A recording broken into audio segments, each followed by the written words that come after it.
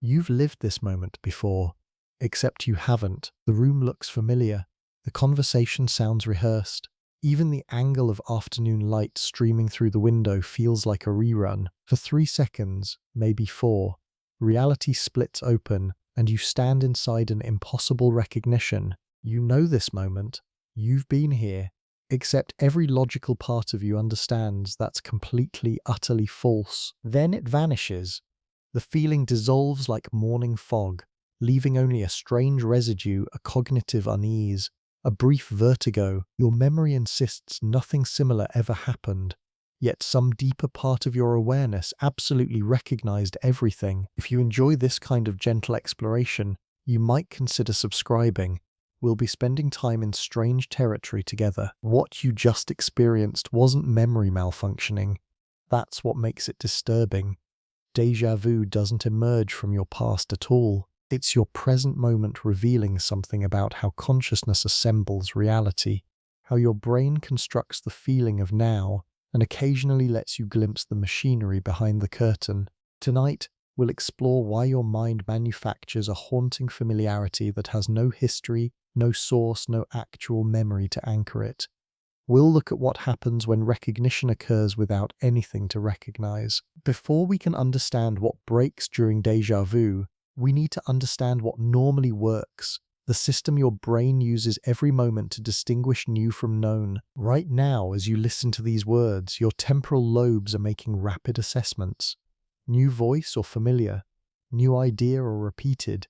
Your hippocampus timestamps each experience, filing it into a vast internal catalogue that spans your entire life. This process happens so fast, so seamlessly, that you never notice it operating. You simply know whether you've encountered something before. But here's what makes this remarkable. Recognition actually splits into two completely different streams. One pathway creates emotional familiarity, that warm sense of "I know this." Another pathway handles factual recall. "I know this because I encountered it last Tuesday at 3 p.m. These systems usually work together, confirming each other.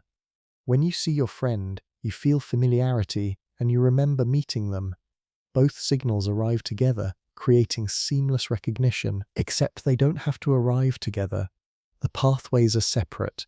You can feel familiarity without factual memory, or remember facts without feeling familiarity.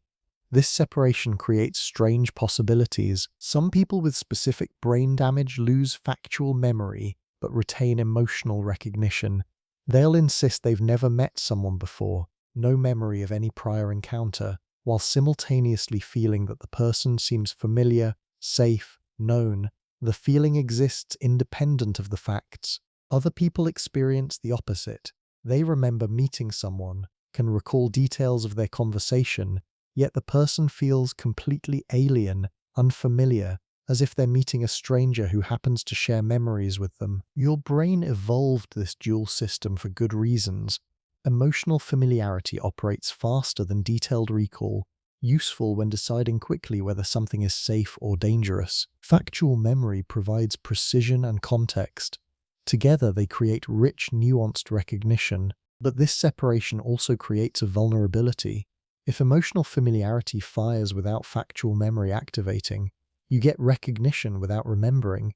You feel you know something without knowing why you know it. That's the opening déjà vu exploits. The feeling system firing alone, creating certainty about the past in a moment that has no past. Your consciousness receiving a familiarity signal with nothing familiar to attach it to. Not memory glitching, recognition running empty. Consciousness feels instantaneous. The world seems to arrive in your awareness the moment it happens, an unbroken stream of present experience. But that's an elaborate illusion your brain constructs. In truth, consciousness operates on a slight delay, and within that delay lives one explanation for déjà vu. Neural signals don't travel instantly. When photons hit your retina or sound waves reach your cochlea, electrochemical cascades race through networks of neurons, each synapse adding milliseconds. Your brain processes raw sensation into coherent perception, and only then does conscious awareness register what happened. By the time you see something, that something already occurred a few hundred milliseconds earlier. You live perpetually in the recent past, experiencing a reconstructed present your brain carefully synchronizes to feel like now. This synchronization usually works flawlessly. Visual information, auditory input, touch, smell, all arrive via pathways with different speeds, yet your consciousness experiences them as simultaneous. Your brain adjusts the timing, holding faster signals until slower ones catch up, then releasing everything together as a unified moment. The present you experience is actually an artful assemblage of signals from slightly different times, stitched into seamless simultaneity. But sometimes the stitching fails. When neural pathways experience tiny delays, milliseconds only, information can arrive twice to consciousness through different routes. First, a fleeting impression might register below full awareness. Your brain's fast, unconscious processing notices a scene. Then, moments later, the same information arrives through conscious processing. You become fully aware of the scene.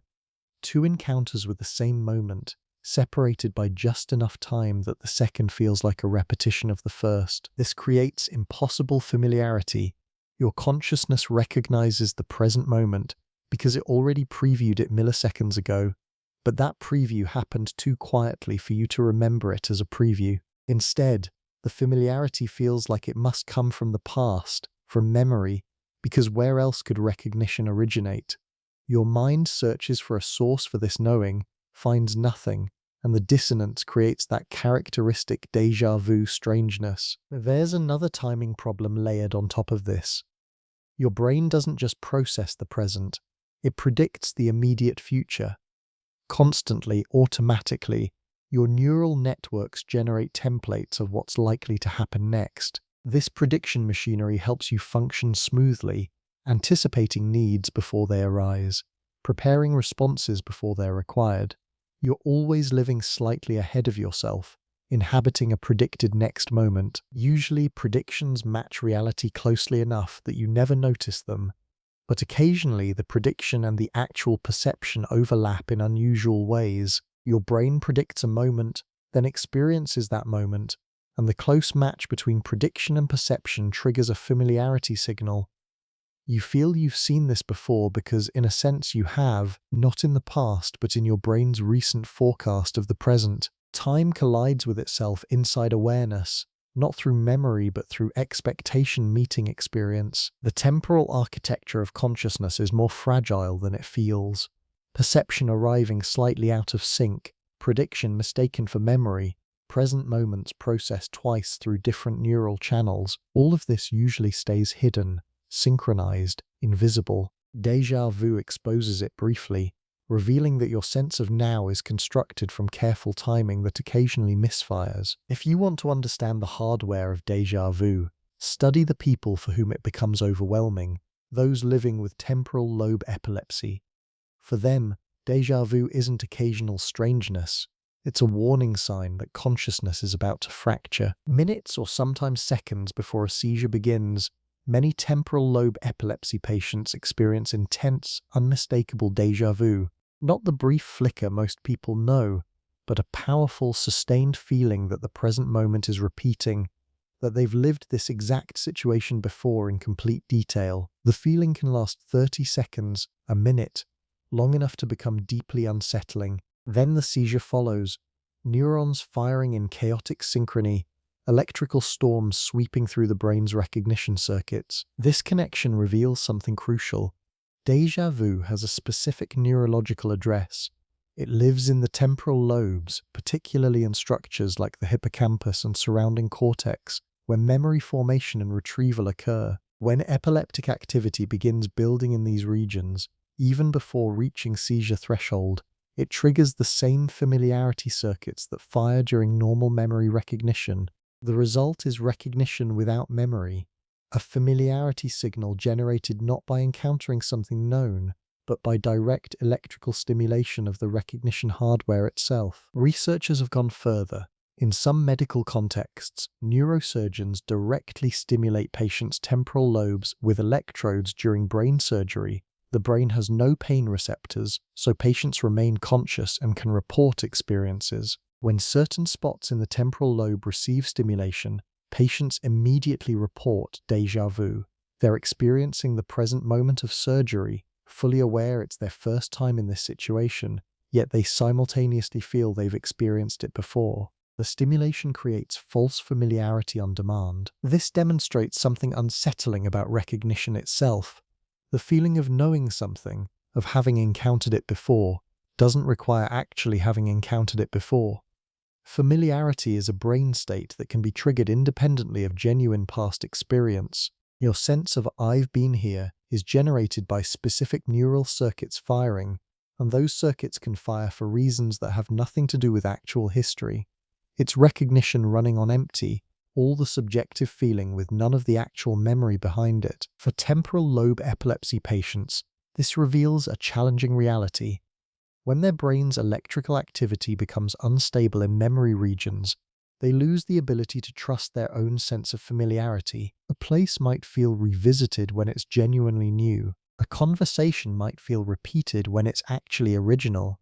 The feeling of having lived a moment before becomes unreliable, sometimes even chronic, persisting for hours or days. Reality's coherence depends on your brain's stability, and when electrical patterns become chaotic in the wrong regions, the result isn't just sensory distortion, but distortion of your fundamental relationship to time and memory. The epilepsy connection reframes déjà vu from psychological curiosity to neurological window. It's not about what you're remembering wrong, it's about which circuits are firing independently. Your recognition system doesn't need memory as input. It can generate familiarity spontaneously through electrical activity alone, creating certainty about a past that never existed, not memory failing. Hardware running without software. Consciousness feels unified. You experience yourself as a single awareness encountering the world in one continuous stream. But attention, which powers that awareness, actually fragments more than you realize, and in that fragmentation lives another key to déjà vu. Imagine walking into a room while mentally rehearsing an upcoming conversation. Your eyes see the room, chairs, windows, afternoon light, but your attention is elsewhere, occupied with imagined dialogue. The visual information enters your brain, photons hit retinas, signals race through the optic nerve, visual cortex processes shapes and colors. Your unconscious mind registers everything, but conscious awareness remains focused on the internal rehearsal, not the external scene. Then, moments later, the conversation in your head concludes. Your attention returns to the present. You become consciously aware of the room. And here's what makes this strange. The room already passed through your perception once during that distracted moment. Your brain processed it below the threshold of full awareness. Now you're perceiving it again, this time consciously. Same room, two passes, one unconscious and one conscious. This creates the conditions for false familiarity. The second conscious perception feels like a repetition because, in a sense, it is not a repetition from your past, but from a few seconds ago when your attention was elsewhere. Your mind recognizes the scene because you've already subconsciously encountered it, but you don't remember the first encounter because you weren't fully aware during it. The familiarity has no conscious source, so it feels borrowed from deeper history, from memory, even though it originated in the recent distracted present. Research on divided attention supports this mechanism.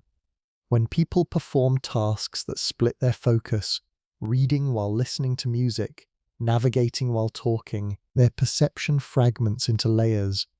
Primary attention focuses on one stream, while secondary processing handles the rest. Sometimes the secondary stream previews experiences that primary attention encounters moments later, creating the perceptual conditions for déjà vu. You're not remembering the past. You're re-encountering your own recent unconscious perception. This matters because it reveals how much of your experience operates below conscious awareness. The majority of perception happens automatically, processed and filed without you ever noticing. Only a small fraction reaches conscious attention at any given moment. The rest runs quietly in the background, influencing you in ways that remain invisible.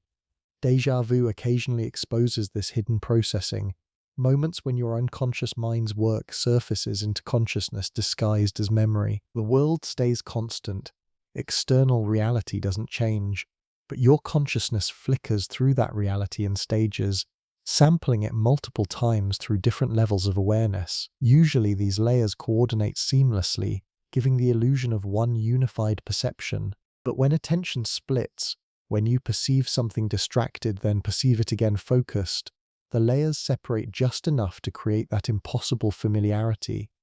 Not the world repeating, your awareness encountering itself, one part of your mind recognizing what another part already saw. Memory doesn't work like a video recording, despite how it feels. You don't store experiences as discrete files that can be perfectly replayed. Instead, memory works more like a hologram, distributed, fragmented, reconstructed each time you recall. And in this distributed quality lies another explanation for how familiarity without memory might arise. In a hologram, the entire image is encoded across every part of the holographic plate. Cut the hologram in half, and each piece still contains the full image, just with less resolution. No single location holds any particular part of the picture. Instead, patterns of interference distributed across the whole plate create the image when light shines through. Some neuroscientists propose memory operates similarly. Your experience of graduating college, for example, isn't stored in one cluster of neurons. Instead, fragments scatter across your brain, visual details in visual cortex, emotional tones in the amygdala, semantic facts in temporal regions. When you remember graduation, your brain reactivates this distributed network, reconstructing the experience from scattered pieces. This distribution creates interesting possibilities. Because memory stores in patterns rather than locations, similar experiences create overlapping patterns. Your graduation memory shares neural territory with other outdoor ceremonies, other emotional milestones, other June afternoons. The patterns intersect, blend, create resonances between seemingly unrelated memories. Usually your brain manages to activate the right pattern combination to reconstruct a specific memory, but occasionally the system might activate partial patterns that don't correspond to any single past event. Imagine walking into a new cafe. The lighting resembles your childhood kitchen. The background music echoes a tune from years ago. The smell of coffee triggers associations with hundreds of morning routines. Each element individually activates scattered memory fragments, lighting patterns, auditory patterns, olfactory patterns. None of these fragments correspond to the cafe itself, which you're genuinely encountering for the first time. But together, the activated patterns might create enough collective resonance to trigger your familiarity system. Your brain experiences a distributed recognition signal built from overlapping partial memories, none of which actually match the current situation. The result is recognition without a specific source. You feel certain you've been here before, yet you can't recall when or why, because there is no when. The familiarity emerges from multiple unrelated memories contributing overlapping fragments, your brain misinterpreting this scattered resonance as a unified past experience. It's a false assembly, familiarity constructed from pieces that never belonged together, a holographic memory that never existed as a coherent event. This theory explains some of déjà vu's peculiar qualities. Why the feeling remains strong even as you search unsuccessfully for the source memory. Why it often occurs in situations that contain familiar elements arranged in novel combinations. Why déjà vu feels both certain and impossible simultaneously. Certain because the familiarity signal is genuine. Impossible because no actual matching memory exists to justify it. Your brain is confusing pattern similarity for pattern identity, resonance for recall. Memory's holographic nature evolved for good reasons. Distributed storage is resilient, surviving neural damage that would destroy localized memories. But this resilience comes with vulnerability to false pattern matching. Your brain sacrifices perfect accuracy for robust flexibility, occasionally assembling familiarities from scattered fragments, constructing recognition from pieces of dozens of unrelated pasts, mistaking resonance patterns for remembered events. Déjà vu as holographic artifact, your memory system creating ghosts from its own architecture. Here's what makes déjà vu truly disturbing: the conviction. When it hits, you don't merely suspect you've experienced a moment before, you feel absolutely certain. The familiarity arrives with the same subjective force as genuine memory, creating unshakable confidence that you've lived this exact situation previously, even though logic and facts prove otherwise. This certainty reveals something about memory that challenges its apparent reliability. The subjective feeling of remembering, what psychologists call recollective experience, operates independently from whether you're remembering something that actually happened. Your brain generates confidence, conviction, familiarity as emotional states that accompany memory retrieval. But these feelings are constructive, not evidentiary. They tell you how strongly your memory system is firing, not whether it's firing accurately. Consider what happens during normal remembering. You recall yesterday's lunch, and along with the content, sandwich, soup, conversation, comes a feeling tone. Yes, this happened.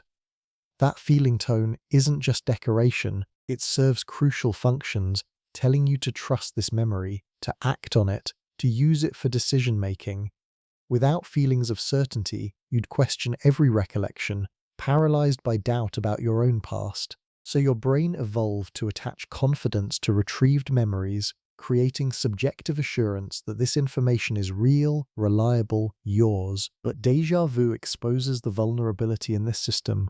The feelings of certainty can be generated without accurate memory to warrant them.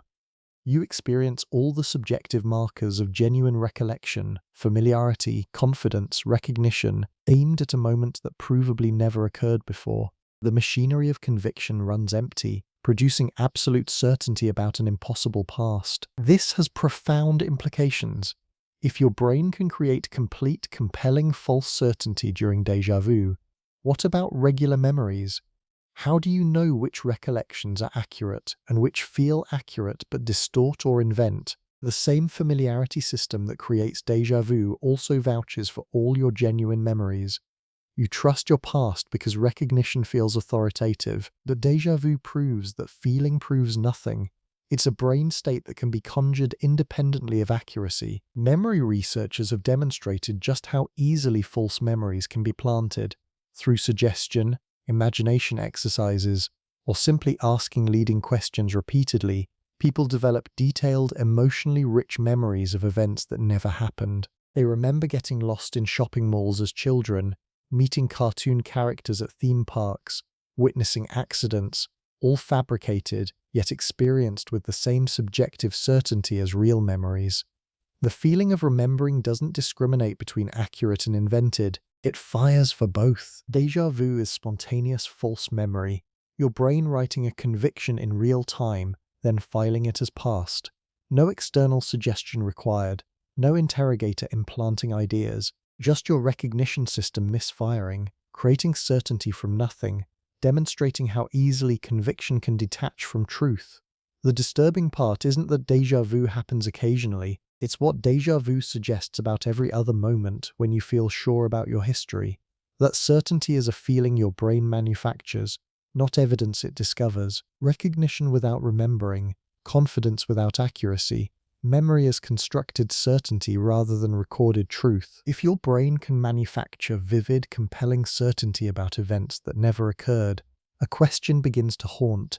How do you authenticate anything you remember? Every memory you possess, childhood birthday parties, yesterday's breakfast, the conversation you had an hour ago, depends on the same recognition system that déjà vu corrupts. You know those events happened because remembering them feels familiar, feels real, triggers that same conviction that déjà vu produces about impossible moments.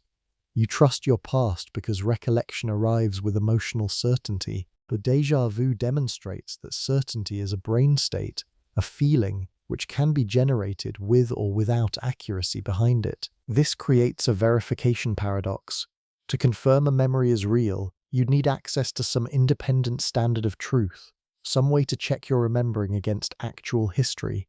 But you have no such access. You can't step outside your own consciousness to compare your memories against an objective record.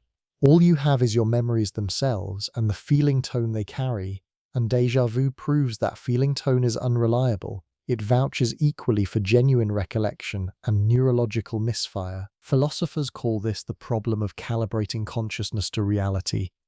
You experience the world through brain-generated representations, never touching reality directly. When you remember, you access brain-generated representations of past experiences, not the experiences themselves. Everything arrives mediated, processed, filtered through neural machinery that occasionally makes mistakes.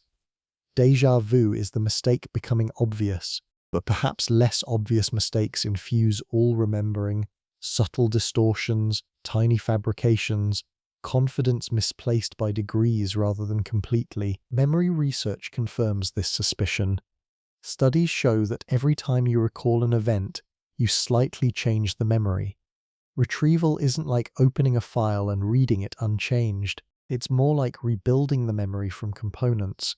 And during rebuilding, new information, current feelings, and present context contaminate the reconstruction. Your memory of, say, a childhood vacation gets updated each time you remember it, gradually shifting away from what actually happened towards something influenced by all your subsequent thinking about it. You remember your memory of your memory, layers deep, each layer introducing subtle alterations, yet you'd never know this from inside the experience.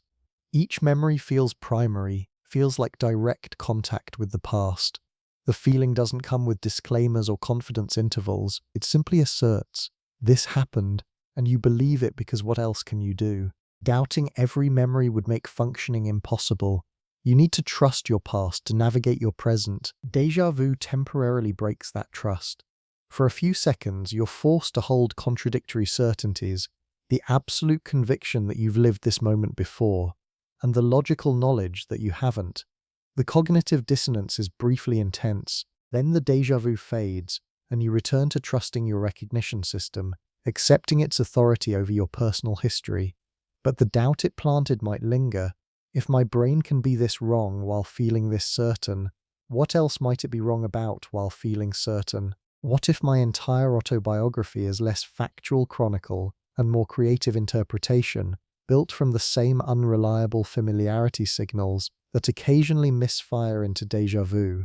The foundation of experience continuity is feeling, not fact, and déjà vu is feeling revealing its independence from truth. There's a thought experiment that's gained attention in recent years, the simulation hypothesis, which proposes that our reality might be a sophisticated computation running on some advanced civilization's technology. If true, we'd be essentially characters in a program, experiencing a world that seems physical but is actually digital rendering. Déjà vu in this framework begins to look unsettlingly like exactly what you'd expect from a simulation encountering technical difficulties.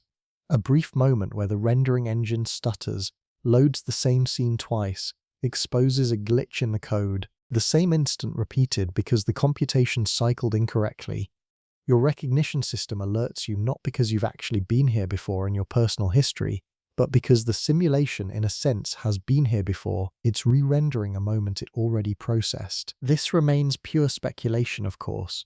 No evidence confirms we live in a simulation, and many philosophers and physicists argue the hypothesis isn't meaningfully different from countless other unfalsifiable possibilities. But the parallel between déjà vu and reported glitches in the Matrix, those moments when reality seems to repeat or stutter, has captured imagination precisely because the phenomenology matches. If you were designing a virtual world for conscious beings, and your simulation software occasionally had to reprocess a moment due to computational errors, the inhabitants might experience exactly what we call déjà vu, impossible familiarity, recognition without prior occurrence, the present feeling temporarily like a rerun. Some proponents point to other strange experiences that might suggest simulated reality. Synchronicities, Mandela effects, where groups of people remember history differently than records show. The fine-tuned constants in physics that seem almost arbitrarily selected. Stack these together and a picture emerges, or seems to emerge, of reality showing its constructed nature occasionally, glitches letting conscious beings glimpse the seams. But here's where caution enters. The human brain evolved to find patterns, and it finds them even in randomness.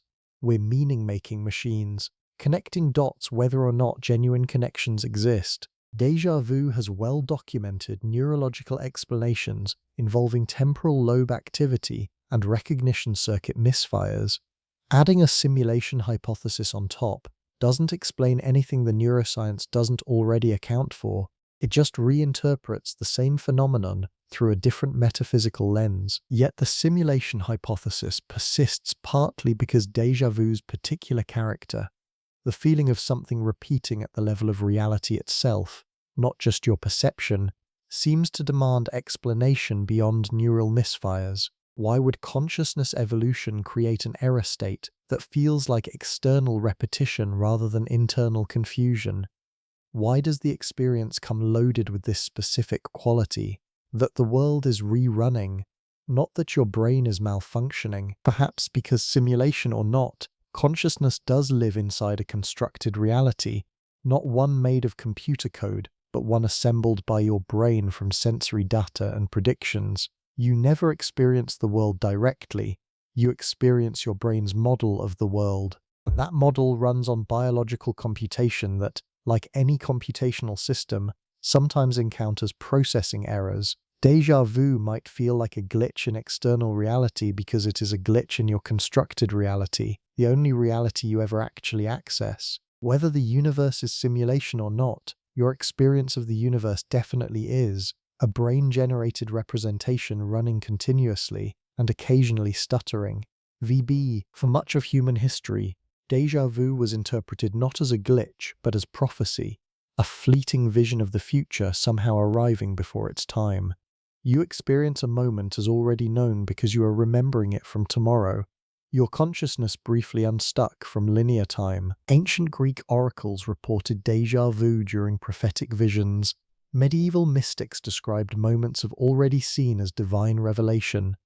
In Eastern traditions, some interpreted the phenomenon as memory leaking between past lives, or glimpses of predetermined destiny. The experience feels so much like remembering that the most intuitive explanation seemed to be that you genuinely were remembering, just from the wrong direction in time. Modern neuroscience firmly rejects precognition in any literal sense.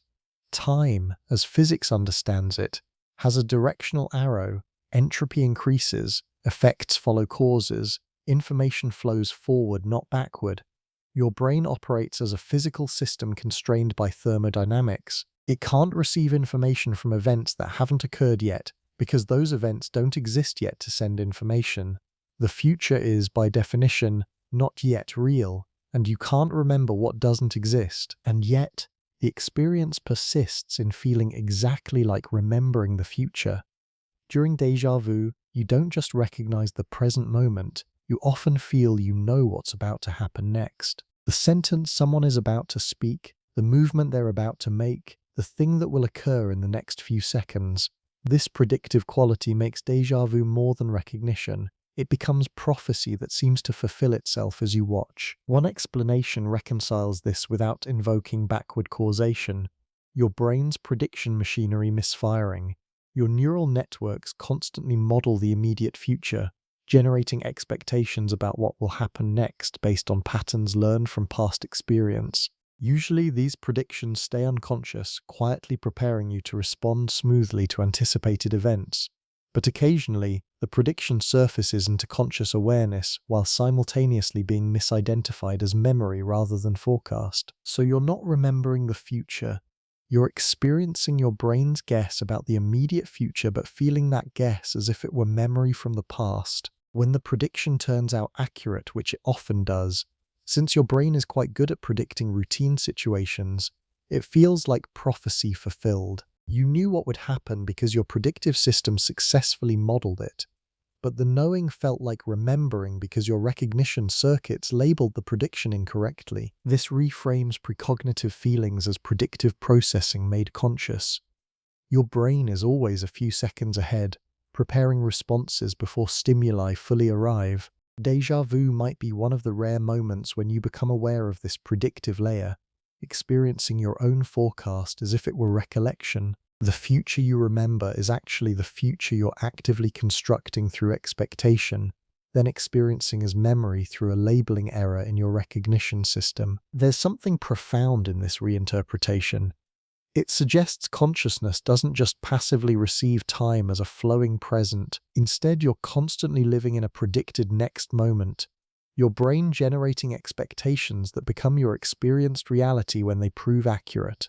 Déjà vu exposes this future-facing machinery by making you briefly aware of your predictions as predictions, except mislabeled as memories, not causation flowing backward, but forward-flowing prediction mistaken for backward-flowing memory, not prophecy but forecasting, running on biological computation that occasionally reveals itself, your mind showing its constant work of anticipating, modeling, predicting the immediate future that becomes your present. At the far edges of speculation, some theorists propose déjà vu as evidence for something even stranger than neural misfires or simulation glitches, access to parallel timelines where slightly different versions of you are living similar moments. The idea emerges from interpretations of quantum mechanics, specifically the many worlds hypothesis.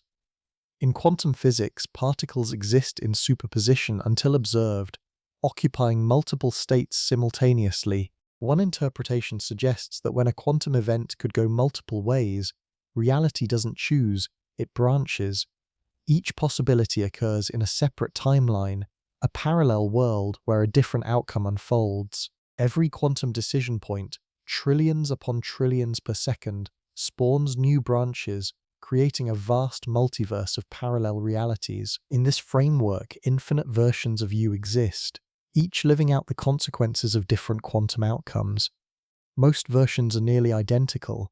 Quantum differences at the particle level rarely cascade into large-scale changes, but occasionally divergence accumulates. One version of you took a different job, another chose a different city, yet another stayed in a relationship you left. All these versions are real, existing in parallel timelines that can't normally interact. Déjà vu, the theory proposes, occurs during rare moments when the boundaries between timelines temporarily thin. Perhaps quantum effects in your brain's neurons briefly entangle with quantum states in nearby parallel timelines. Perhaps consciousness itself has quantum properties that occasionally span multiple branches. When this happens, you momentarily access memories or experiences from a parallel self, someone living a similar moment in an adjacent timeline. The familiarity you feel isn't from your past, but from another you's present, resonating across the quantum divide. This explains déjà vu's peculiar quality, the sense that you've lived this before but can't quite place when, because it wasn't your when, it was another timeline's now. The recognition feels real because it is real, just not from your linear history. You're briefly experiencing overlap with a parallel existence, consciousness flickering between branching possibilities. There's a romantic appeal to this interpretation. It suggests you're not alone in possibility space. Countless other versions of you are living out all the choices you didn't make, experiencing all the roads not taken. Déjà vu becomes a moment of communion with these parallel selves, a brief glimpse across the multiverse at the life you're simultaneously living elsewhere. But we should acknowledge this remains entirely speculative, unsupported by evidence. Many worlds' interpretation itself is controversial in physics. Many physicists prefer alternative quantum interpretations that don't require infinite parallel realities. And even if many worlds is correct, there's no known mechanism for information transfer between branches. The mathematics suggests timelines remain causally isolated from each other. Consciousness accessing parallel memories would require quantum effects in the brain that operate at scales far beyond what neuroscience has detected. Still, the theory persists because déjà vu feels like it comes from somewhere. The familiarity seems too specific to be random neural noise, too compelling to dismiss as simple malfunction. Could it be resonance between timelines? Almost certainly not, based on current physics and neuroscience. But the fact that the experience invites such explanations reveals something about consciousness itself. How strange it is that recognition can occur without recognizing anything, how the feeling of having been here emerges from neural activity, yet feels like it must point beyond itself to some actual prior occurrence. even if that occurrence was in another world entirely. Your brain evolved in a world where threats could hide anywhere: predators in tall grass, poison in unmarked berries, danger in unfamiliar faces. Survival demanded constant vigilance, an ability to detect patterns that might signal something important. And natural selection crafted your pattern recognition systems with a crucial asymmetry. False positives were vastly preferable to false negatives. Better to mistake wind-rustled grass for a predator 100 times than to miss the one time a predator is actually there. The cost of false alarm is minimal: a burst of adrenaline, wasted caution. The cost of missing a real threat is death. So your ancestors who survived weren't the ones with perfectly calibrated pattern detectors. They were the ones whose detectors erred on the side of seeing threats that weren't there, hallucinating danger and randomness. This legacy lives in your neural architecture. Your pattern recognition systems remain hyperactive, aggressive, prone to finding meaningful connections even in noise. You see faces in clouds, hear messages in static, detect conspiracies in coincidence. This isn't malfunction, it's ancient survival circuitry still operating according to its evolutionary design. When in doubt, assume a pattern exists. Déjà vu might be this system overreaching specifically in the domain of memory and recognition. Your brain constantly scans incoming experience for matches to stored patterns, trying to recognize situations you've encountered before so you can respond based on past success or failure. This matching process operates with the same false positive bias as threat detection. Better to incorrectly identify a new situation as familiar than to treat a genuinely familiar situation as novel and waste time relearning it. So your recognition system sets its threshold low, accepting imperfect matches, settling for partial similarity. Most of the time this works well. You recognize your street despite different lighting, your friend despite a new haircut.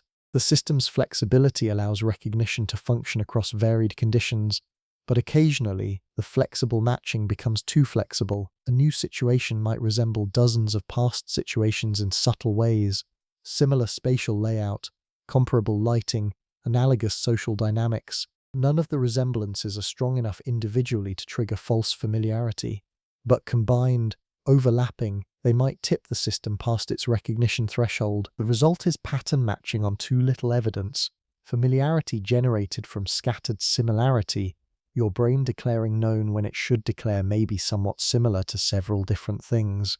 Déjà vu as evolutionary overeagerness, your hyperactive pattern detector finding familiarity in randomness, because missing familiarity cost your ancestors more than hallucinating it. This explanation suggests déjà vu isn't a bug, it's an inevitable side effect of a feature, a small cost of maintaining a recognition system biased toward false positives. You experience occasional false familiarity because your brain prioritizes catching all genuine familiarities, and the only way to catch them all is to accept some false alarms. The system can't be tuned to eliminate déjà vu without also eliminating some legitimate recognition, leaving you slower to identify actual repeated situations. In this light, déjà vu becomes almost comforting. It's evidence your pattern recognition still works the way evolution designed it: aggressive, hyper-vigilant, sacrificing accuracy for sensitivity. Every false alarm is the system erring in the direction that kept your ancestors alive. Your brain finding patterns in randomness, matching nothing to something, declaring familiar what has no right to feel familiar. This is your evolutionary inheritance operating exactly as intended, occasionally revealing its hair trigger sensitivity by firing when nothing is actually there. Your experience of the present moment arrives late. By the time you become consciously aware of something happening, it already happened. Not by much, just a few hundred milliseconds. But the delay is real and significant. Consciousness lags behind events, perpetually playing catch-up with a reality that's already moved on. This isn't obvious from inside experience. The present feels immediate, instantaneous. You seem to perceive the world as it happens, an unbroken real-time stream. But neuroscience reveals this immediacy is illusion, carefully constructed by your brain to hide the processing delays inherent in converting raw sensory data into conscious perception. Here's what actually happens. Light hits your retina, Sound reaches your cochlea. Touch stimulates your skin. These sensations trigger electrochemical cascades through neural pathways, signals racing through neurons, crossing synapses, activating brain regions in sequence. Visual information travels through the thalamus to visual cortex, where it gets processed through multiple stages, each extracting different features: edges, colors, motion, objects, meaning. This processing takes time, somewhere between 200 and 500 milliseconds depending on the complexity of the stimulus. Only after this processing completes does conscious awareness ignite. You see the object, hear the sound, feel the touch, but the actual sensory event that triggered this awareness happened a quarter second ago or more. You're always experiencing the recent past, living in a slightly delayed reconstruction that your brain presents as now. To hide this delay, your brain employs sophisticated tricks. It backfills awareness, creating the subjective impression that you became conscious of something at the moment it happened, rather than after the processing finished. It synchronizes different sensory streams that arrive at different speeds, holding faster signals until slower ones catch up, so everything seems to occur simultaneously. It even predicts immediate future events and incorporates those predictions into your experience, making you feel slightly ahead of where your processing actually is. These mechanisms usually work seamlessly. The illusion of an immediate present remains intact, but déjà vu might be one of the moments when the illusion cracks, when the timing machinery reveals itself through malfunction. Consider what happens if conscious awareness accidentally processes the same moment twice through different temporal streams. First, unconscious processing handles the incoming sensory data, fast, automatic, below awareness. This creates a subtle registration, a pre-conscious marking that this information has been encountered. Then, a few hundred milliseconds later, conscious processing arrives at the same data. You become aware of the scene, but your brain also registers that the information feels marked, feels pre-processed, and interprets this marking as familiarity. You recognize the moment not because you've lived it before, but because your unconscious mind already processed it moments earlier, and now your conscious mind is catching up. The fragmentation becomes perceptual echo. The same event enters consciousness twice, once quietly through unconscious pathways, once loudly through conscious awareness, and the second encounter feels like repetition. You're not remembering the past, you're experiencing your own processing lag, the temporal gap between unconscious registration and conscious awareness. Your unified self temporarily fragments, split between processing stages that usually stay coordinated. This reveals something strange about the present moment you inhabit. It's not a point, not a single instant, it's a constructed window, a few hundred milliseconds wide, containing processed and predicted information stitched together to feel like now. Consciousness doesn't experience the present, it experiences a carefully assembled reconstruction of the recent past, updated continuously, presented as immediate. Déjà vu is the reconstruction process stuttering, awareness briefly encountering itself, encountering information, the hidden machinery of temporal experience briefly visible before smoothness returns. Déjà vu isn't alone. It has siblings, related phenomena that distort recognition in different directions, each revealing something about how your brain constructs the feeling of familiar versus strange. Déjà vécu, French for already lived, goes beyond déjà vu's simple already seen. During déjà vécu, you experience not just that you've perceived this scene before, but that you've lived this entire moment before. You know what's about to happen. You remember being here in this exact situation. The feeling is stronger, more invasive than déjà vu, often accompanied by a sense of predestination or prophecy. Some epilepsy patients experience chronic déjà vécu, trapped in the perpetual conviction that they've already lived their entire life, that every moment is a repetition of something they've experienced before. The present becomes a constant rerun, and time loses its forward momentum. Nothing feels new, everything feels like tired repetition. Imagine losing novelty entirely, perpetually bored by an existence that insists it's repeating, even as logic knows it's not. Then there's déjà senti, already felt. Unlike déjà vu, which targets perception, Déjà senti creates false familiarity for internal mental events. You'll have a thought and feel with certainty that you've had this exact thought before, at this exact moment, in this exact context. But unlike genuine recurring thought, you can't place when you previously thought it. The familiarity applies to the thought itself, not to its content. It's meta-recognition, your mind claiming to recognize its own activity in ways that make no referential sense. But perhaps the strangest variation is jamais vu, never seen. This is déjà vu's inverse, false unfamiliarity. During jamais vu, something deeply familiar suddenly becomes alien, unrecognizable. You look at a word you've written thousands of times and it looks wrong, meaningless, like random letters assembled into nonsense. You see your own face in a mirror and it looks like a stranger's. You hear your voice on a recording and can't connect it to yourself. The familiar becomes inexplicably, disturbingly foreign. Jamais vu can be induced experimentally. Have someone write a common word repeatedly, the, door, light, dozens of times in succession. Many people begin experiencing jamais vu around the 20th repetition. The word looks increasingly strange. The spelling seems questionable. They start doubting whether it's even a real word. The recognition system, overwhelmed by repetition, temporarily stops signaling familiarity. The word that should feel most familiar of all, you've just written it 19 times, instead feels completely alien. This reveals that familiarity isn't a property objects possess. It's a feeling your brain attaches to them, and that feeling can be withdrawn.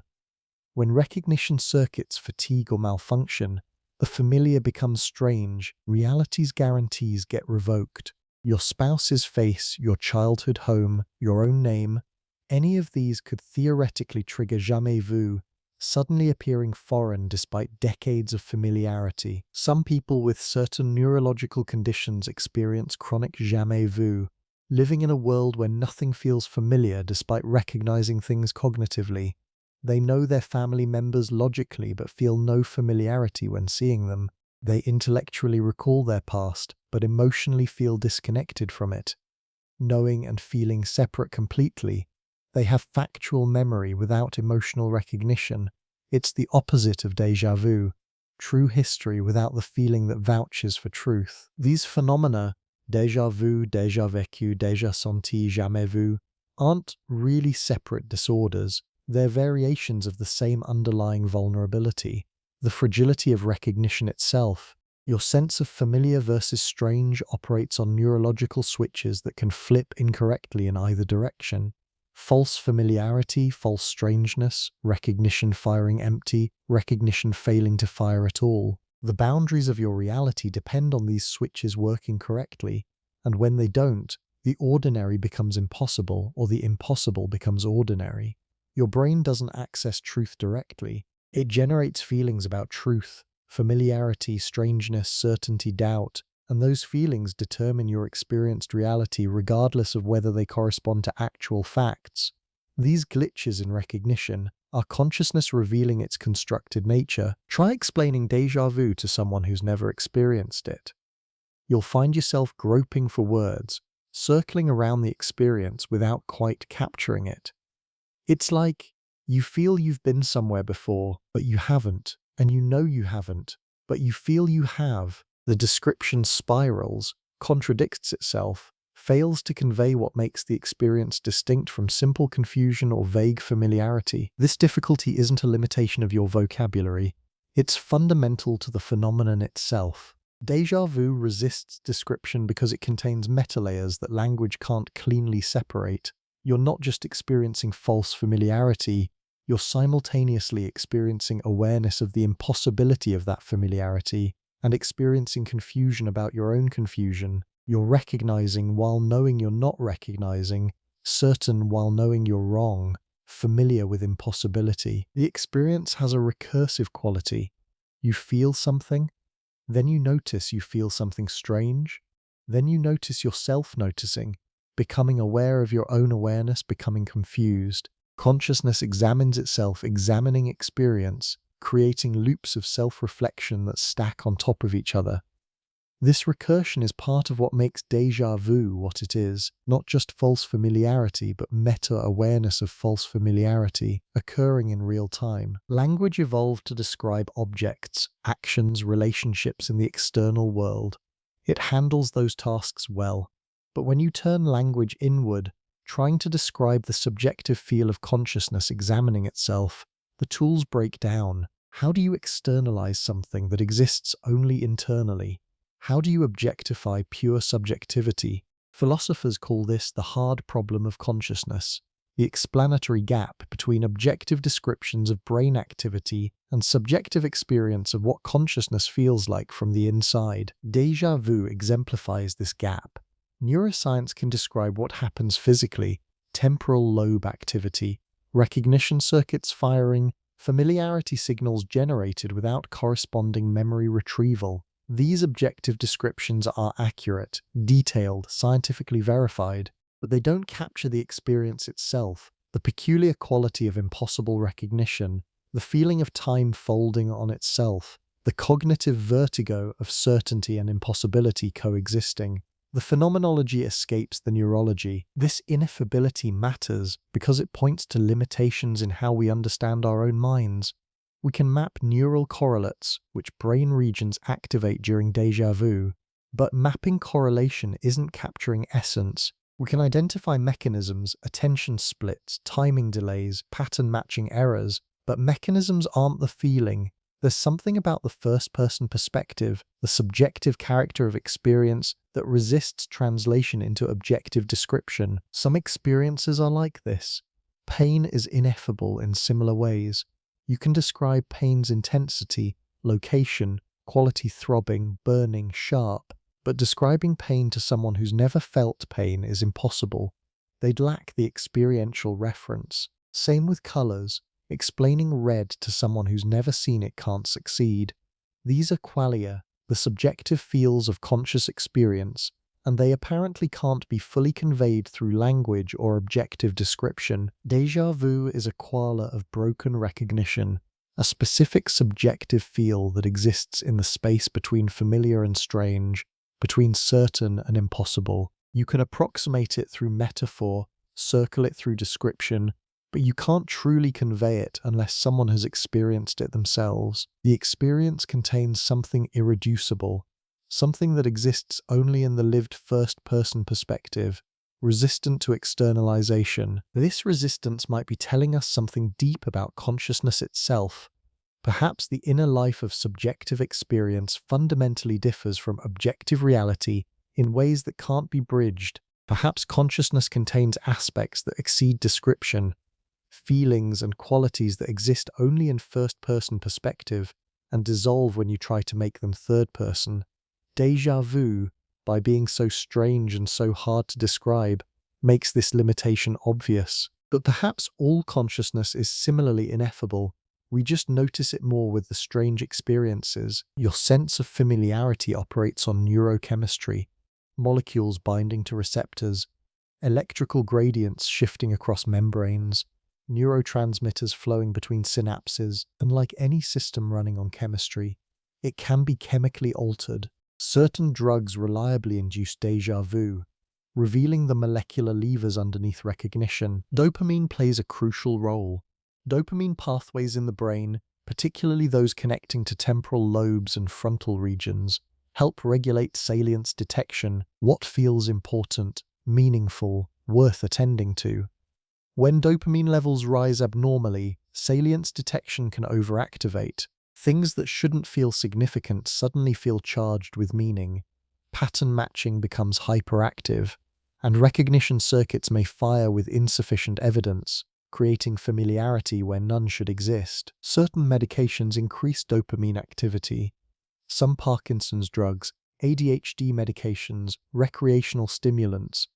People taking these compounds report increased déjà vu frequency. The drugs don't create specific false memories. They make the recognition system hypersensitive, lowering its threshold for declaring something familiar. Your pattern detectors become trigger-happy, finding matches in weaker similarities, generating familiarity more readily.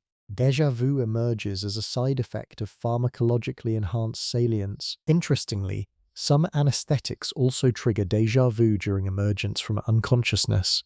Ketamine, a dissociative anesthetic, particularly provokes strange recognition phenomena as consciousness returns. People report intense déjà vu mixed with feelings of existing in multiple times simultaneously, of watching themselves from outside, of memories becoming present and present becoming memory. Ketamine affects glutamate signaling and NMDA receptors, disrupting normal processing in hippocampal and cortical networks, precisely the regions involved in temporal processing and recognition. As these networks reboot during emergence, they misfire, creating recognition signals unmoored from actual memory. Temporal lobe stimulants, certain epilepsy medications, or paradoxically, drugs that can trigger seizures in susceptible individuals, also modulate déjà vu frequency. This makes sense given temporal lobe's central role in memory and recognition. Chemically exciting these regions increases the likelihood of false familiarity, while suppressing them can reduce déjà vu but also impair legitimate recognition.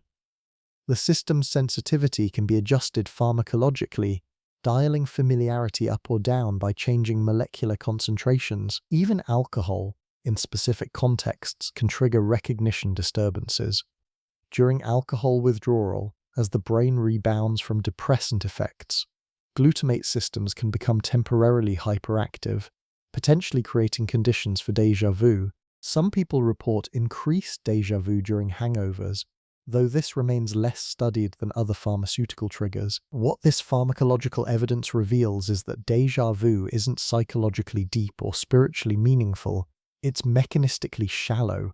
Familiarity is a brain state that depends on specific molecules being present in specific concentrations. Adjust those concentrations and you adjust the feeling. Recognition doesn't emerge from accessing some metaphysical memory realm. It emerges from neurochemical events that can be enhanced, suppressed, or distorted through chemistry. This mechanistic understanding might feel reductive. Déjà vu seems too strange, too philosophically rich, to simply be molecules moving, but the ability to pharmacologically induce or prevent it demonstrates that subjective experience, no matter how mysterious it feels from inside, operates on physical substrates following chemical laws. Your sense of having been here runs on molecular switches that occasionally flip due to chemical fluctuations, dopamine spikes, glutamate rebounds, receptor sensitivity changes. Change the chemistry, change the experience. Consciousness chemistry made subjective, subjective experience revealing its chemical basis. The mysteriousness of déjà vu doesn't transcend neuroscience. It illustrates how strange consciousness feels even when it's entirely explicable in terms of neural activity and molecular signaling. Déjà vu peaks in youth and declines with age. Teenagers and young adults report the highest frequency, perhaps several times per month. By middle age, most people experience it only a few times per year. In elderly populations, déjà vu becomes rare, sometimes vanishing almost entirely. This age gradient reveals something about the developmental trajectory of recognition systems. Young brains remain plastic, still wiring themselves, forming new neural connections at high rates. The recognition systems in children and adolescents haven't fully stabilized. Memory encoding and retrieval pathways are still calibrating, learning through experience how to distinguish genuinely familiar from superficially similar. During this calibration phase, errors occur more frequently. False matches, mistimed signals, recognition circuits firing with incomplete evidence. Think of young recognition systems as learning algorithms still training on data. They're accumulating examples of familiar versus novel, gradually refining their matching criteria, adjusting their thresholds through trial and error. During training, any learning system makes mistakes, false positives, false negatives, misclassifications. Déjà vu might be the subjective experience of your recognition networks making errors during their developmental training phase. As neural plasticity decreases with age, brain systems crystallize, synaptic connections stabilize, patterns of activation become more fixed, and recognition circuits settle into reliable operating parameters. The trade-off is familiar. Youth brings flexibility and learning capacity, but also instability and error. Age brings stability and reliability, but decreased adaptability. Your middle-aged brain experiences less déjà vu, not because it's better at recognition, but because it's less flexible, less prone to the kind of novel misfires that create false familiarity. There's also a memory factor. Young people have fewer stored memories, so pattern matching operates on a smaller database.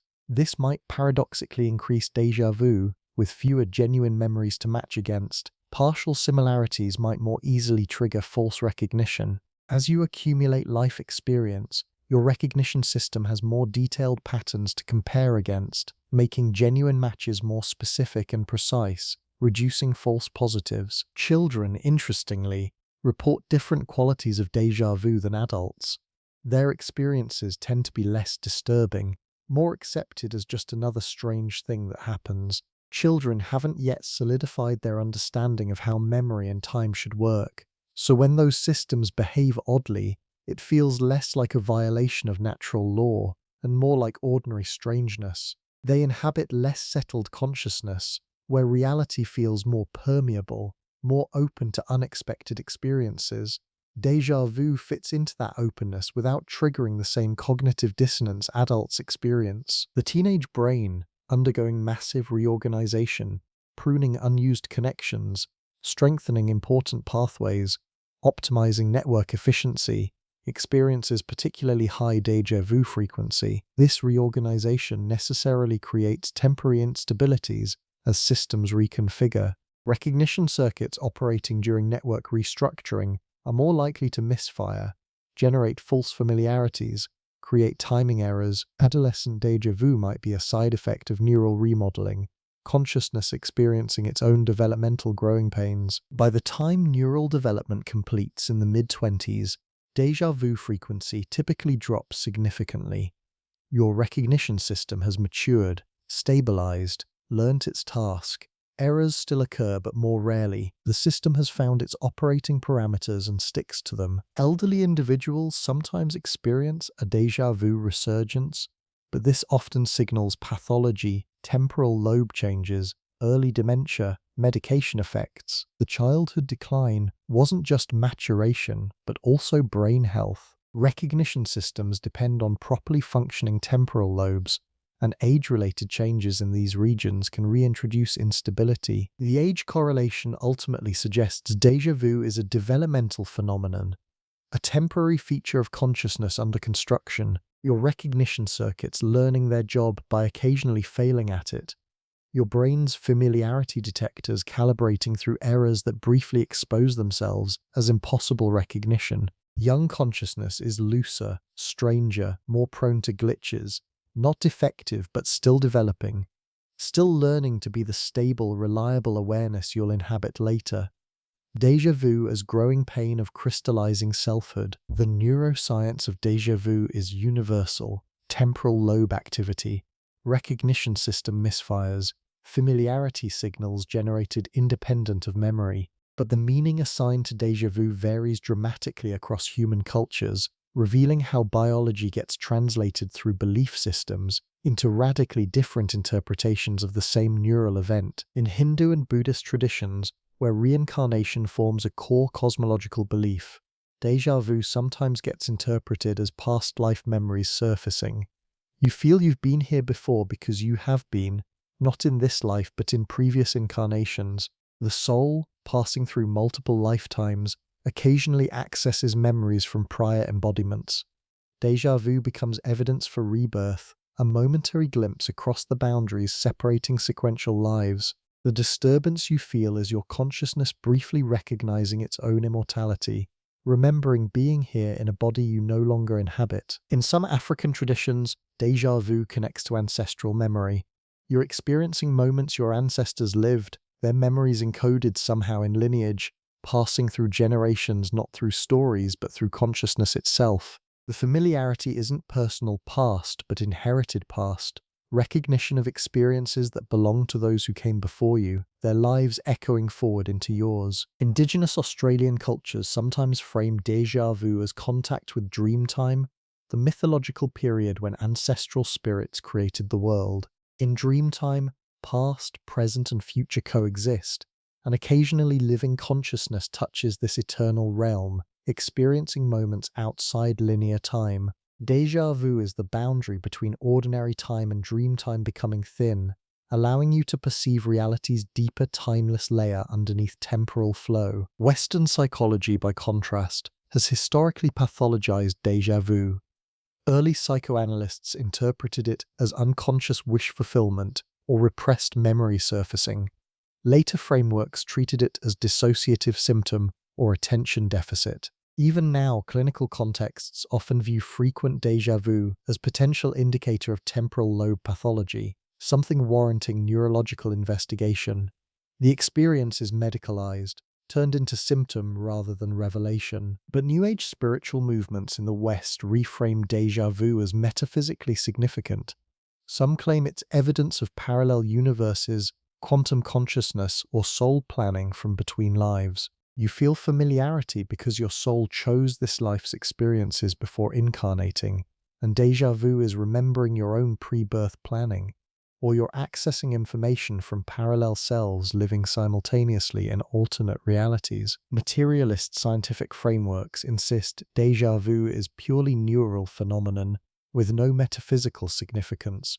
Recognition systems misfiring, nothing more. The experience might feel meaningful, but that feeling itself is just more neural activity, more brain states lacking any reference to non-physical reality. Consciousness is brain function, déjà vu is brain malfunction, and the strangeness is just what error feels like from inside. These divergent interpretations matter because they shape how people experience and respond to déjà vu. If you believe it's past life memory, the experience might trigger spiritual reflection, feelings of connection to previous selves. If you believe it's neurological glitch, you might feel momentary concern about brain health, then dismiss it.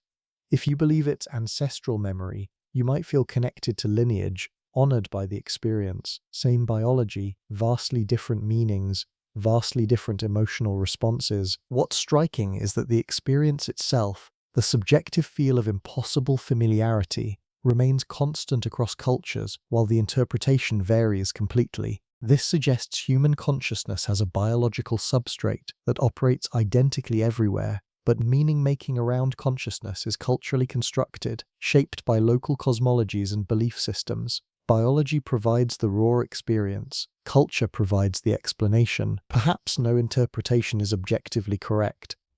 Neuroscience describes mechanism, how déjà vu happens in terms of brain activity.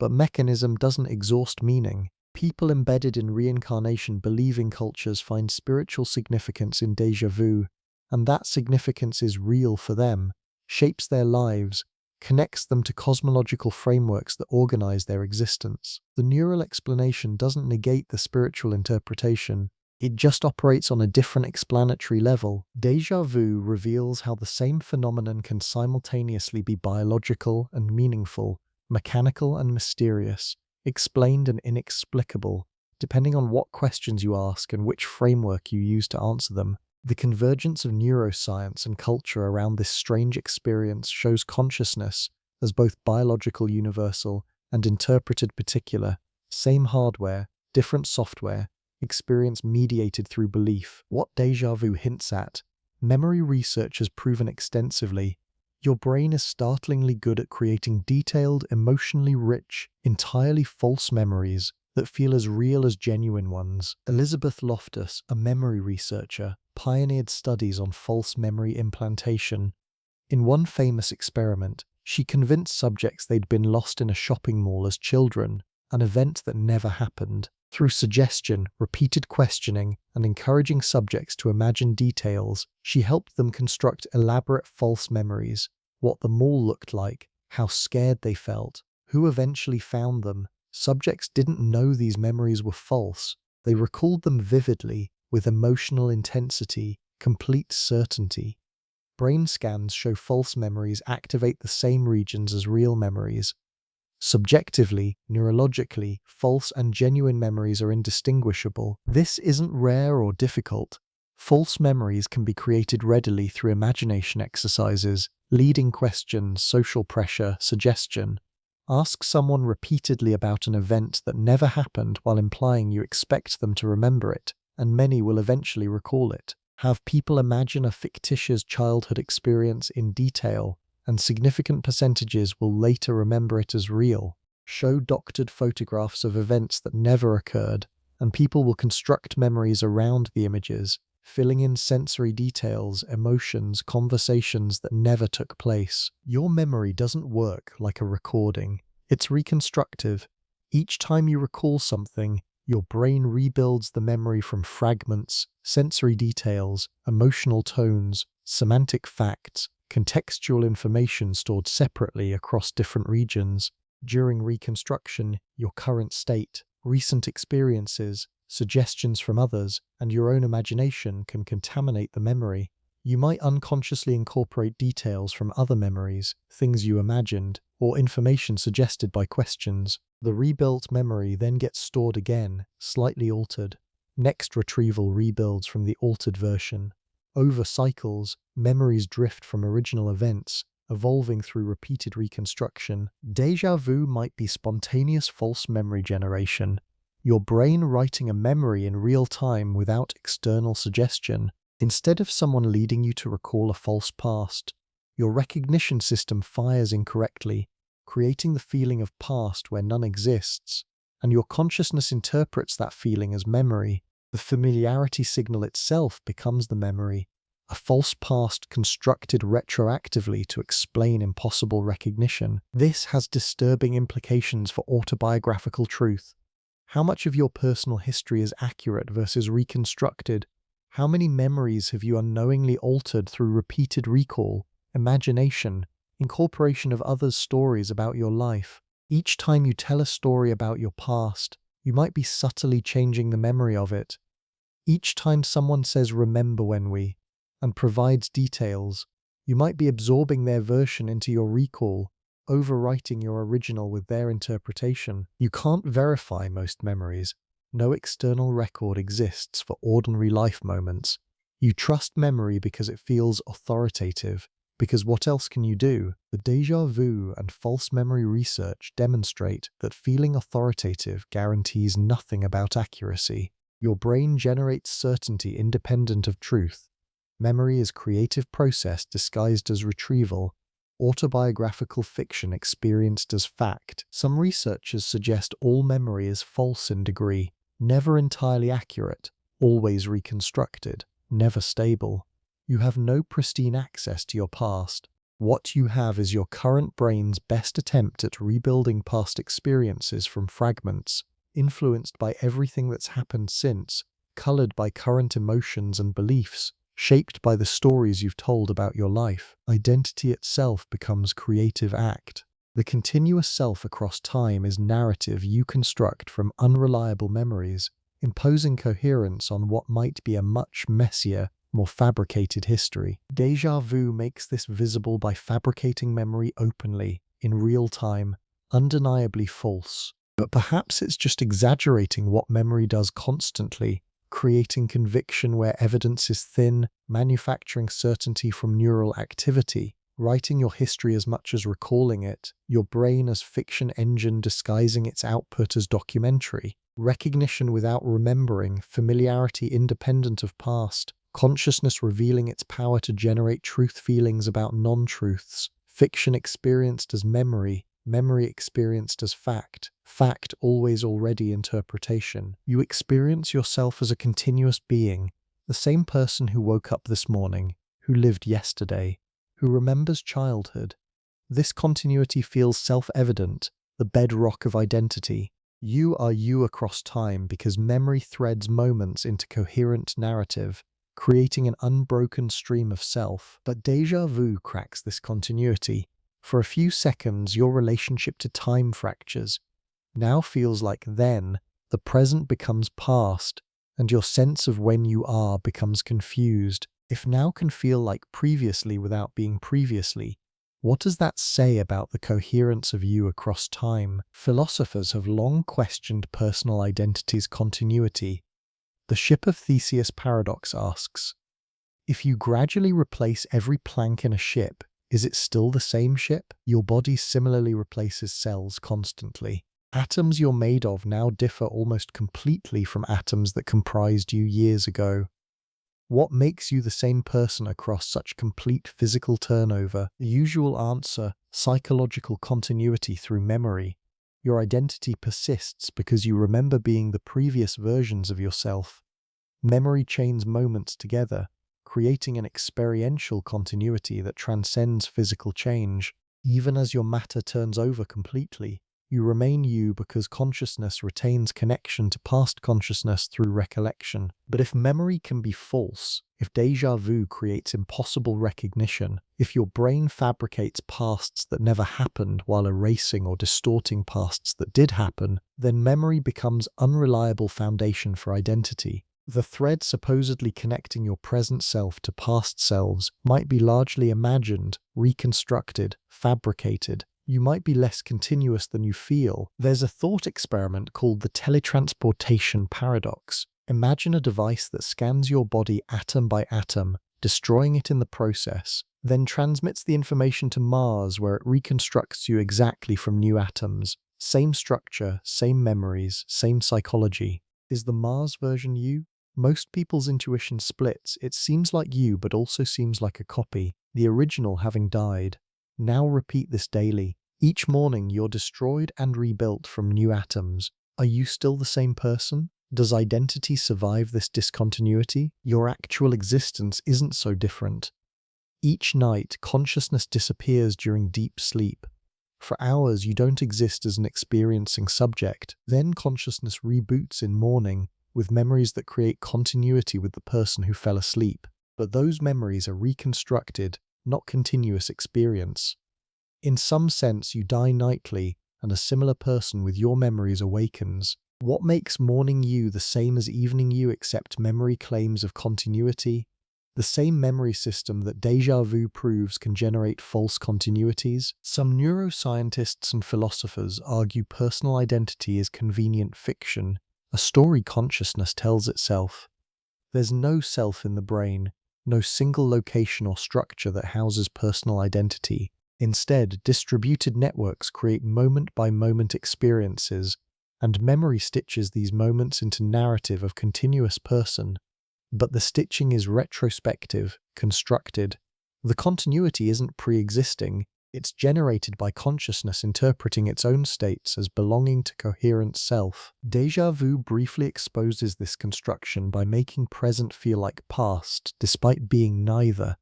If now can masquerade as then through recognition system errors, perhaps the whole felt continuity of identity is similarly fragile, similarly dependent on brain states that occasionally misfire.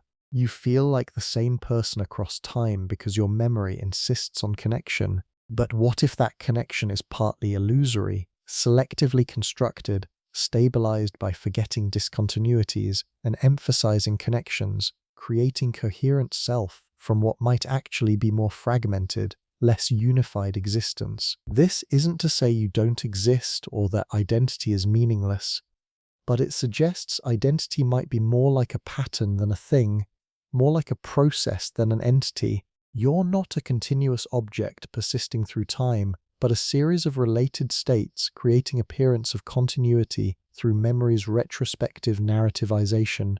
And that appearance, while functionally useful and emotionally necessary, isn't necessarily reflecting deep metaphysical truth about continuous self. Déjà vu is identity continuity glitching, recognition asserting pastness for what has no past, consciousness creating false temporal connection, your memory system revealing it can generate apparent continuity independent of actual continuity. Brief crack in experienced selfhood, showing the seams in identity's construction, hinting that your unified self across time might be more narrative convenience than metaphysical fact. Not illusion exactly, but constructed continuity rather than discovered one.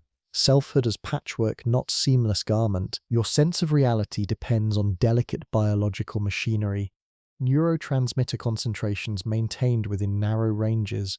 Neural synchronization firing with millisecond precision. Oxygen and glucose delivery sustained continuously. This machinery operates with remarkable reliability, creating stable, coherent consciousness day after day. But its reliability masks profound fragility. Small disturbances cascade into major disruptions. Déjà vu demonstrates this fragility. A minor temporal lobe fluctuation, a slight attention split, a millisecond timing error in neural synchronization, and suddenly experienced reality warps. The present feels like the past. Time becomes confused. Your relationship to your own experience fractures. The disruption is brief, usually harmless, but it reveals how thin the margin is between normal consciousness and profound disorientation. Neurological conditions make this even clearer. In temporal lobe epilepsy, uncontrolled electrical storms create overwhelming distortions. Déjà vu so intense it becomes dissociative. Time sense completely scrambled. Reality feeling simultaneously familiar and alien. Schizophrenia involves dopamine dysregulation that makes irrelevant things feel intensely meaningful, creates false pattern detection, distorts the basic sense of what's real versus imagined. Depression can involve serotonin and norepinephrine imbalances that fundamentally alter how you experience emotion, meaning, self-worth, not just making you sad but changing the felt quality of existence itself. Even in healthy brains, consciousness operates near margins of stability. Skip a night's sleep and your reality distorts, attention fragments, emotions become unregulated, perception gets strange, thoughts loop, go longer without sleep, and hallucinations begin. Visual, auditory, tactile experiences of things not present.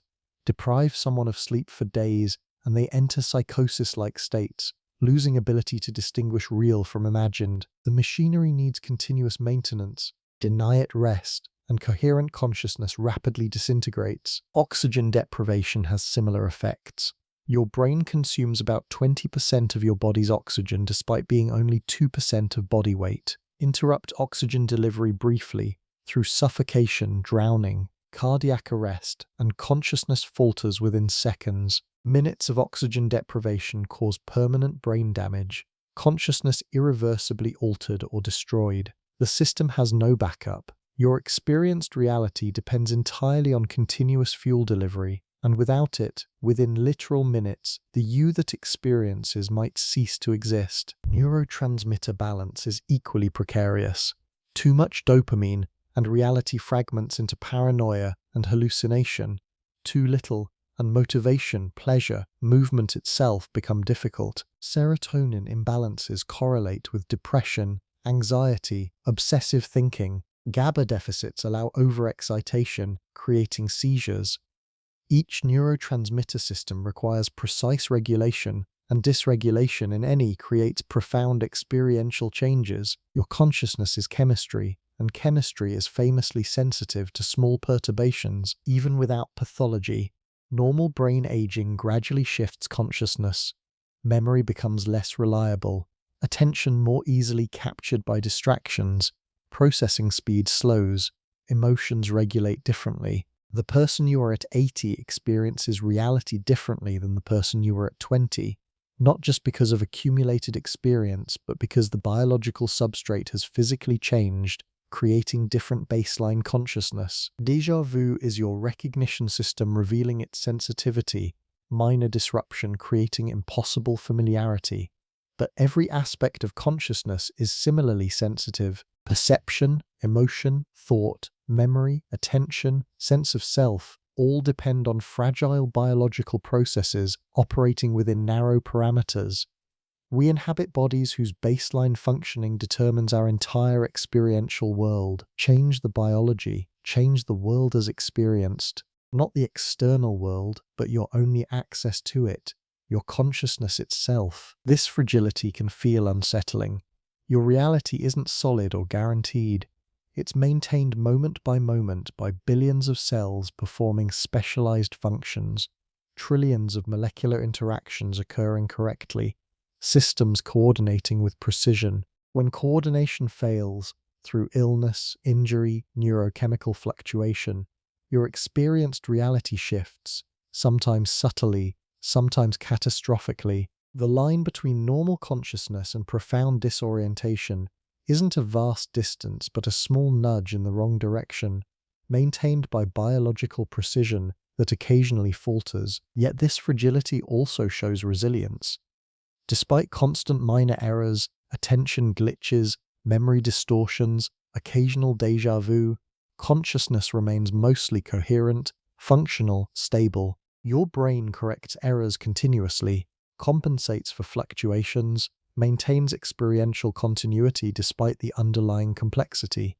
That it works as reliably as it does is remarkable given how much could go wrong. Déjà vu and other minor glitches are reminders both of fragility and of the robust error correction maintaining consciousness despite that fragility.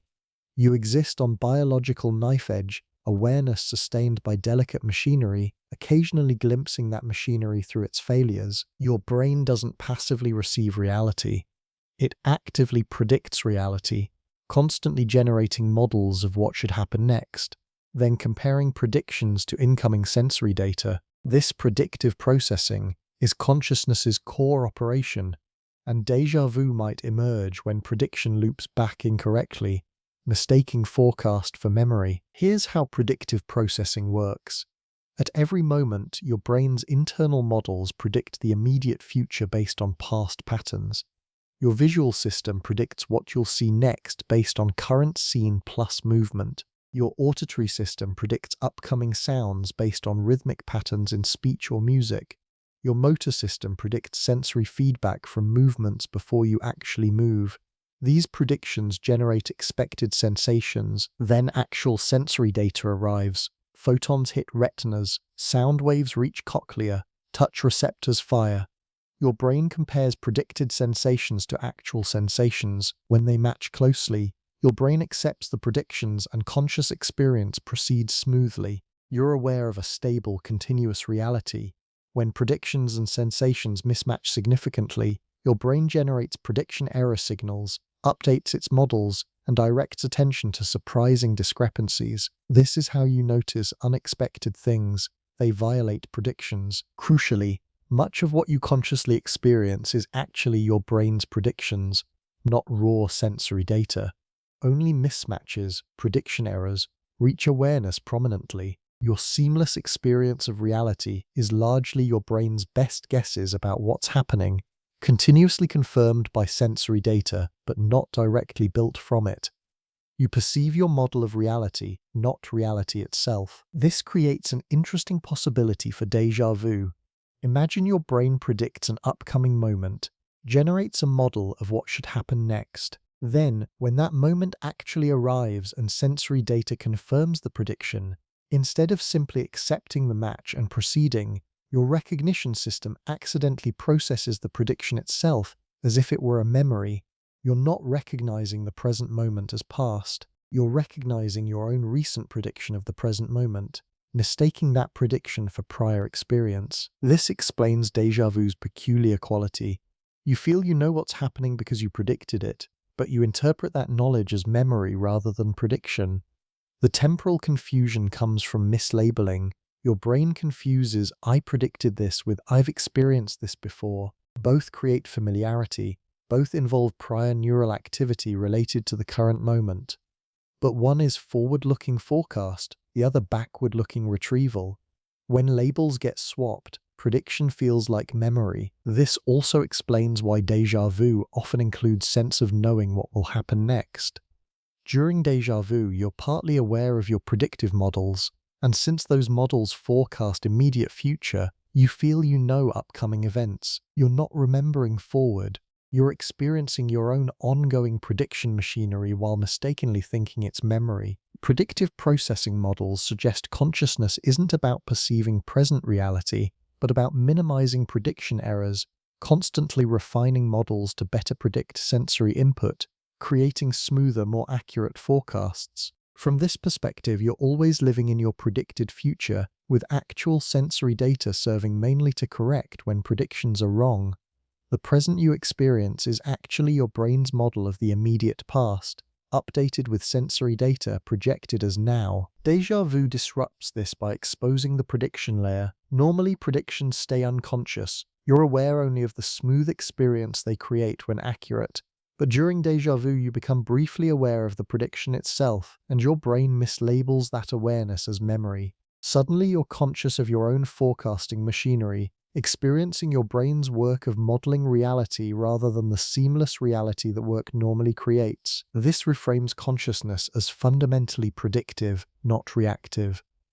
You don't passively receive the present, you actively construct it from models predicting immediate future, then update based on sensory evidence.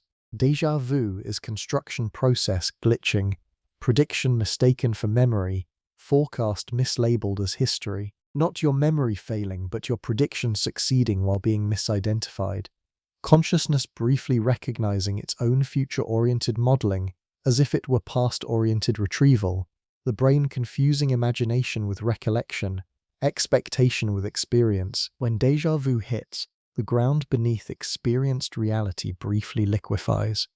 What seemed solid, your position in time, your relationship to your past, the present moment's newness, becomes uncertain, questionable, strange. For a few seconds, you're unmoored from the temporal flow you normally inhabit without thought. This is existential vertigo, the destabilization of reality's basic framework. What makes this vertigo truly disturbing isn't just the false familiarity. It's the implication. If your brain can create this convincing illusion, what else might be illusory about your experience? You don't directly access reality. You access your brain's representation of reality, a model constructed from sensory data plus predictions plus memories plus expectations, assembled into seamless experience that feels like direct perception but is actually elaborate interpretation. Normally, this construction stays invisible. Your experience feels immediate, unmediated, direct. You see the world, hear sounds, feel textures, and it seems like you're encountering reality itself. But neuroscience reveals layers of processing between stimulus and experience. Sensory organs transduce energy into neural signals. Thalamus routes information. Cortex processes signals through hierarchical stages. Multimodal integration combines different senses. Memory and expectation shape interpretation. And only then does conscious experience arise, a synthesized product of complex computation. Déjà vu cracks the construction temporarily, letting you glimpse the machinery. You become aware, viscerally, that your experience is generated, not given. The familiarity signal that should correspond to actual past doesn't, revealing that the signal itself is brain-produced, not world-dictated. Recognition is something your neurons do, not something reality provides. And if recognition can be manufactured independent of facts, perhaps everything you experience is similarly manufactured, reliable usually, but fundamentally constructed rather than directly perceived. This realization can create profound disorientation. Philosophers call it epistemological vertigo. When you recognize the gap between your knowledge and reality, when you realize you're trapped inside subjective experience with no guaranteed access to objective truth, you can't step outside your consciousness to verify it's accurate. You can't compare your perceptions to reality as it is because you only have your perceptions. Consciousness is simultaneously your only window to the world, and a window that might be heavily distorting what it shows. Some people, after intense déjà vu experiences, report lingering dissociation, a feeling of unreality, like they're separated from their life by an invisible barrier, watching themselves rather than being themselves. This dissociation stems from becoming too aware of consciousness's constructed nature.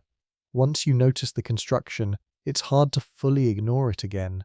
You know your seamless reality is seams all the way down, held together by neural processes that occasionally fail. Yet here's the deeper layer. Even realizing your experience is constructed doesn't give you access outside the construction. You can't experience reality as it is independent of your brain's processing. The vertigo, the realization itself, the philosophical concern about constructed experience, all of this is also constructed experience, more brain-generated consciousness. There's no privileged position outside your own subjectivity. You're recursively trapped, aware that you don't have direct access, but that awareness is itself part of the indirect access. This isn't exactly solipsism, the view that only your mind exists. External reality probably exists.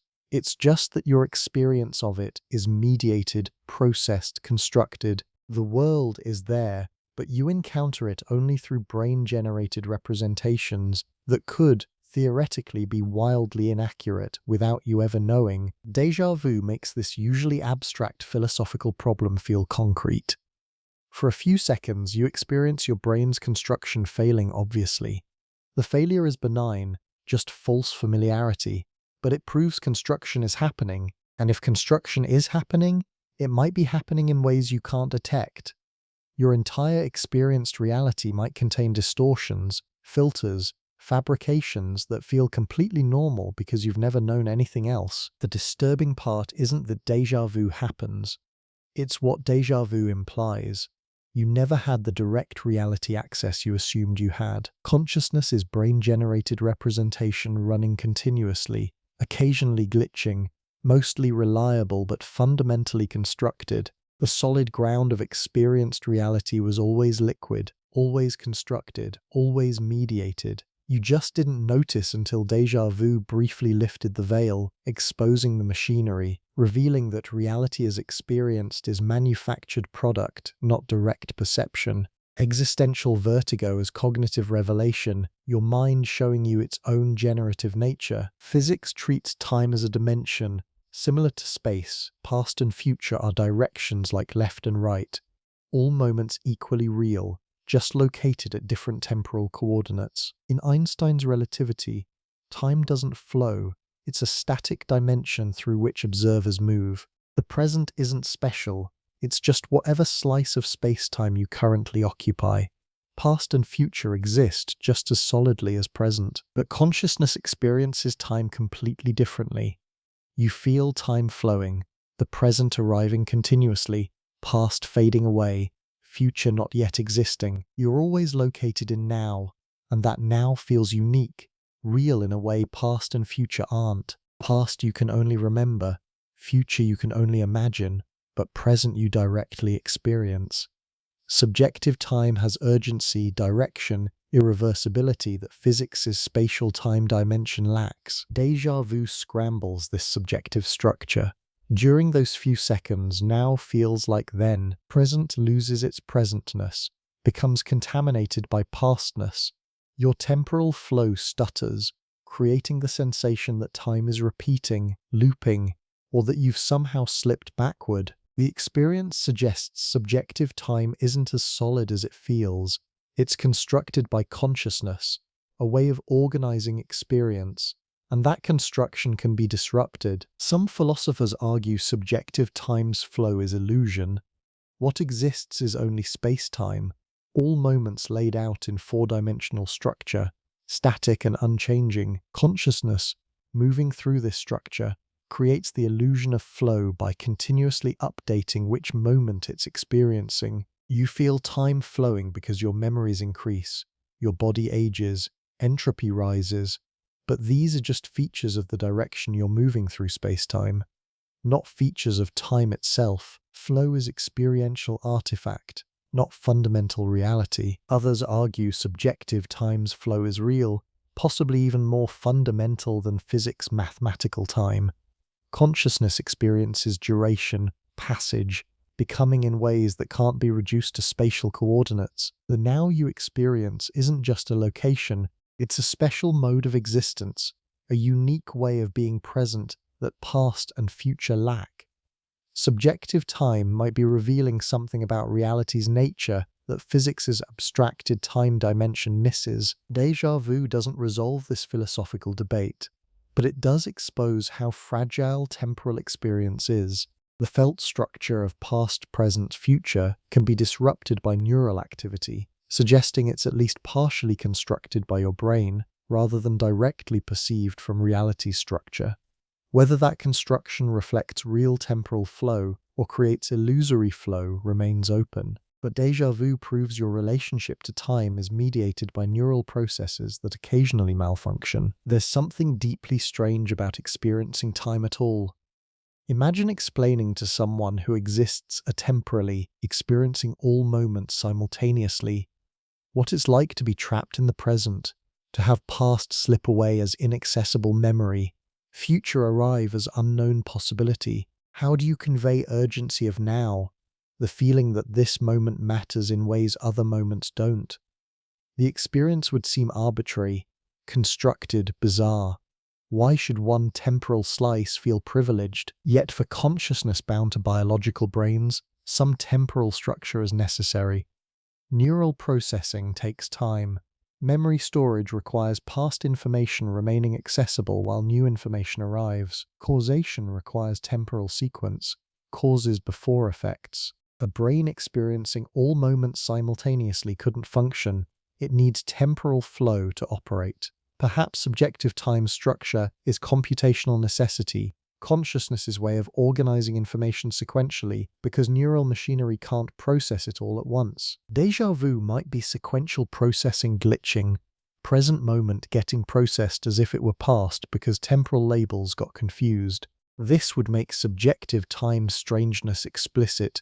It's a labeling system consciousness uses to organize experience, and labels occasionally attach incorrectly. Past and present aren't fundamentally different. They're the same experiences labeled differently based on when your consciousness encounters them.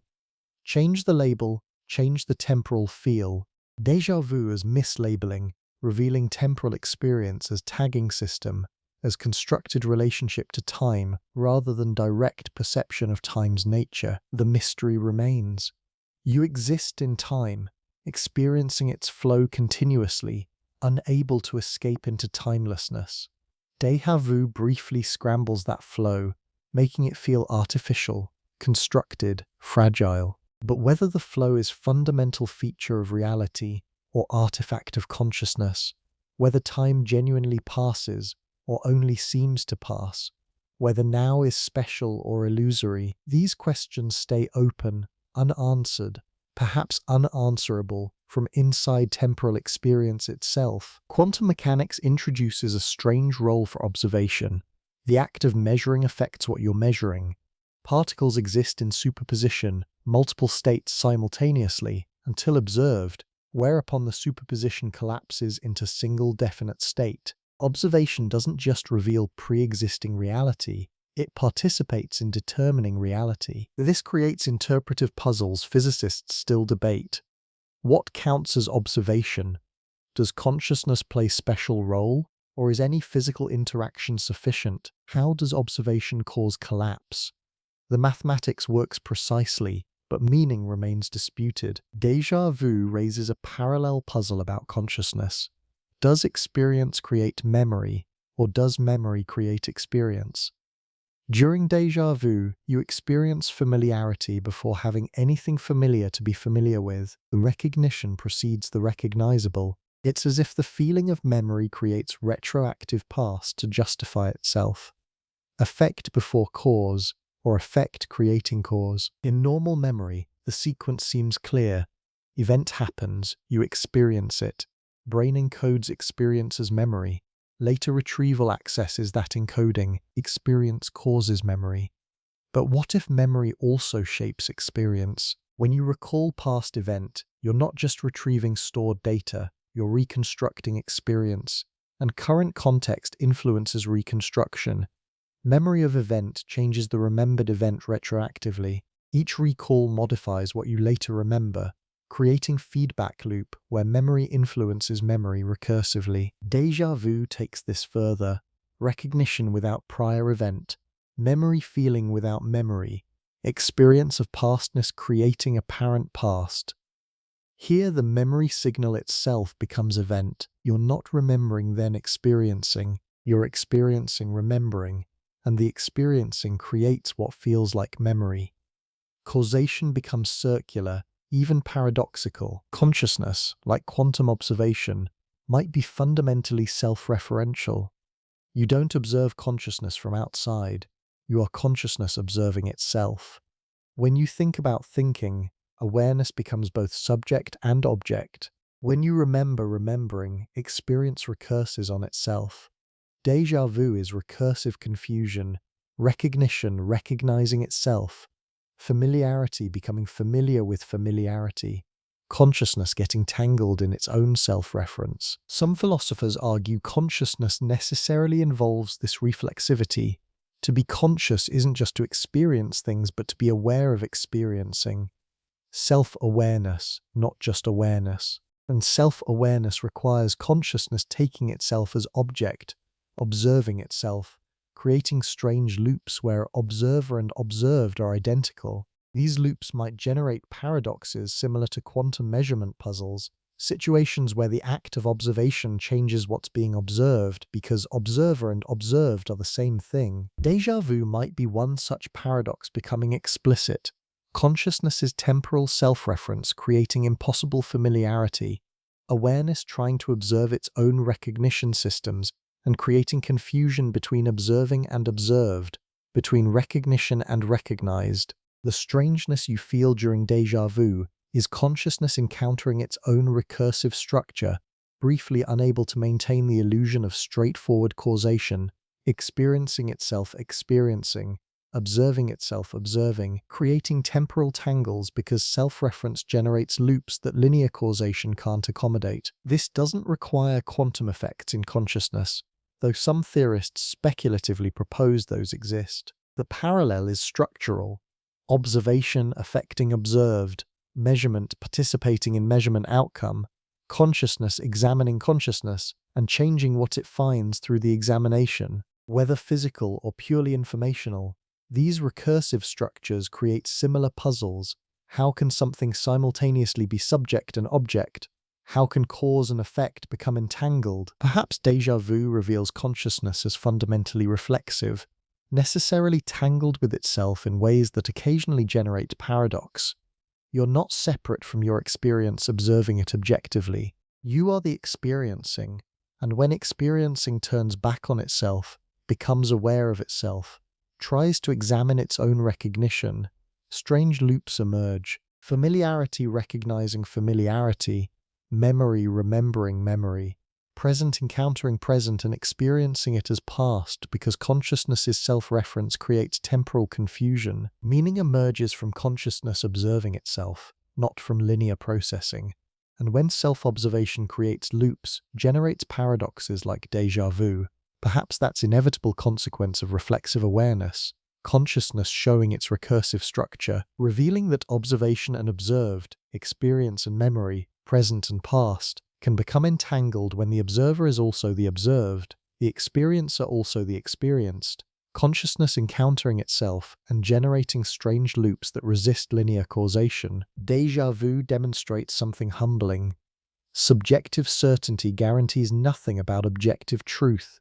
During those few seconds you feel absolutely convinced you've experienced this moment before. The conviction is powerful, immediate, authoritative. Yet logic and facts prove you wrong. You can be completely, unshakably certain while being completely, unshakably mistaken. This applies beyond déjà vu.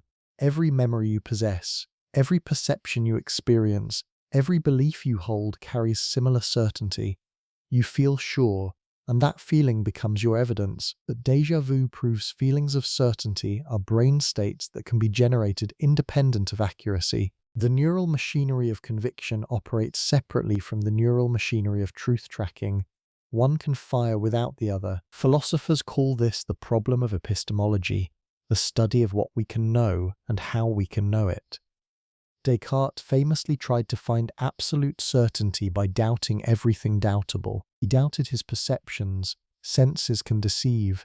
He doubted the external world. It might be illusion. He doubted mathematics. Perhaps a demon manipulates his reasoning. He finally settled on one certainty. I think, therefore I am. The fact that he was doubting proved he existed, at least as thinking thing. But even this minimal certainty faces challenges. Your experience of thinking might itself be constructed, unreliable. Memory of having thought something might be false. The I that supposedly exists might be illusion created by neural activity. You seem to exist to yourself. But déjà vu shows that seeming proves nothing about being. What you directly, indubitably know reduces to almost nothing. Experience is happening. That's it. Not what the experience is of, not whether it's accurate, not whether it corresponds to external reality, just that experiencing is occurring. Everything else involves inference, interpretation, trust in your cognitive machinery that déjà vu demonstrates can malfunction while feeling perfectly functional. You can't verify your memories are accurate because verification would require accessing the past, and you can't access the past except through memory. Circular. You can't verify your perceptions are accurate because verification would require comparing perception to reality, and you can't access reality except through perception. Also circular. You can't verify your reasoning is sound because that verification would use reasoning, and you can't trust reasoning without assuming what you're trying to prove. Circular. Again, this isn't just abstract philosophy. It shapes daily life. Legal system relies on eyewitness testimony, but research shows eyewitnesses are frequently wrong while being certain. Memory of traumatic events feels especially vivid and reliable, but studies show trauma doesn't preserve memory accuracy. Sometimes trauma distorts memory more. You make life decisions based on beliefs you feel certain about, yet certainty doesn't track truth reliably. Some people respond to this limitation by embracing skepticism. You can't really know anything, so suspend judgment, remain uncertain. Others respond with pragmatism. You can't achieve certainty, but you can achieve reliability, and reliable beliefs are sufficient for functioning. Still others find certainty through faith, accepting some foundation on trust rather than proof, building knowledge on that accepted base. Déjà vu doesn't tell you which response is correct. It simply demonstrates the gap between feeling of knowing and actual knowing, the space between conviction and correctness. Your consciousness generates certainty as emotional state, and that state doesn't require accuracy to feel authoritative. You're convinced because your brain produces conviction, not because reality justifies it. Perhaps this is cognitive humility's deepest lesson. You know far less than you feel you know. Most of what you're certain about might be wrong, and you'd have no way to discover that wrongness from inside your own experience. The only knowledge you have direct access to is experience itself, the raw fact that consciousness is occurring. Everything else is inference built on that foundation, and inference can fail while feeling impeccable. Déjà vu is one obvious failure, impossible to ignore, but perhaps countless subtle failures infuse all-knowing, minor distortions, slight inaccuracies, confidence misplaced by degrees rather than completely. You navigate reality through brain-generated representations that mostly align with reality, but never perfectly, never certainly. Consciousness is simultaneously everything you have and possibly nothing trustworthy. The only thing you directly know is experience itself, not whether experience reflects reality, memory matches history, or certainty indicates truth. There's something almost poetic about déjà vu, an aesthetic dimension to the wrongness, a strange beauty in consciousness glitching. The impossible familiarity creates haunting resonance, like a musical note that sounds right and wrong simultaneously, dissonant yet compelling. Part of this beauty lies in rarity. Déjà vu happens infrequently enough to retain novelty, arriving as surprise rather than routine annoyance. When it hits, it breaks ordinary experience's monotony, injecting brief strangeness into daily life. The world becomes momentarily mysterious, reality more interesting than it was seconds before. There's almost a gift quality to it, consciousness giving you a glimpse of its own hidden machinery, a moment of metacognitive awareness you didn't ask for but might appreciate. The experience also has narrative appeal.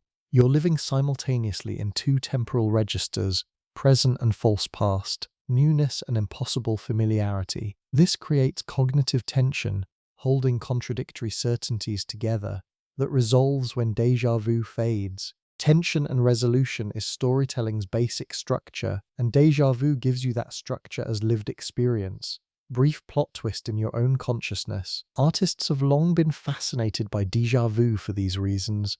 It appears in literature as plot device, in films as mood setter, in music as lyrical theme. The phenomenon seems to gesture towards something beyond mundane reality, parallel timelines, past lives, metaphysical mysteries. Even though neuroscience provides explanatory accounts, The experience itself retains evocative power. Explanation doesn't destroy the strangeness. It just gives the strangeness a mechanism, but there's deeper beauty in what déjà vu reveals about consciousness itself. Your mind constantly constructs coherence from chaos, billions of neurons firing in patterns, sensory information flooding in, memories surfacing, predictions generating, emotions coloring, all of this integrated into unified experience that feels smooth, continuous, orderly. This integration is remarkable achievement. That consciousness works as reliably as it does, given the underlying complexity, borders on miraculous. Déjà vu is the system occasionally failing in ways that illuminate normal functioning. When recognition misfires, you appreciate how remarkable accurate recognition is. When temporal experience stutters, you notice how seamlessly it usually flows. The glitch makes the ordinary extraordinary through contrast.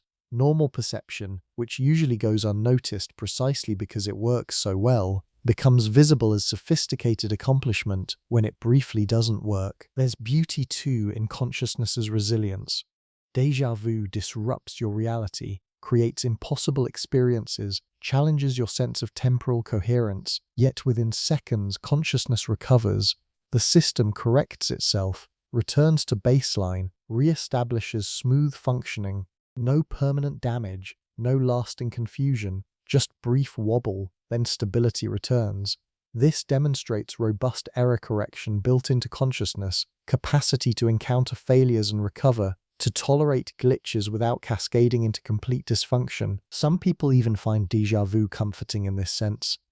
It shows your brain is complex enough to malfunction interestingly, yet reliable enough that malfunctions stay benign. You're not fragile china that shatters from single disruption, but resilient system that can handle perturbations and restore equilibrium. The fact that you experience déjà vu and emerge intact is testament to consciousness's stability, and perhaps there's beauty in mystery preservation.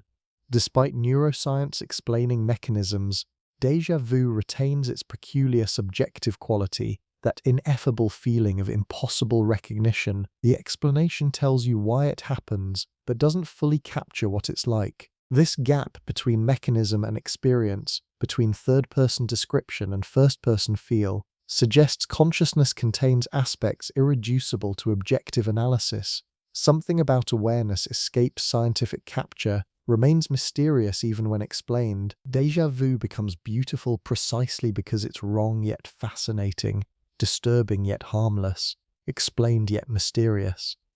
The glitch has poetry built in, wrongness that feels significant, error that illuminates, failure that reveals. Your mind's occasional misfiring as reminder that consciousness is dynamic, improvisational, fragile yet resilient, the mundane becoming strange, the present becoming past, recognition running empty.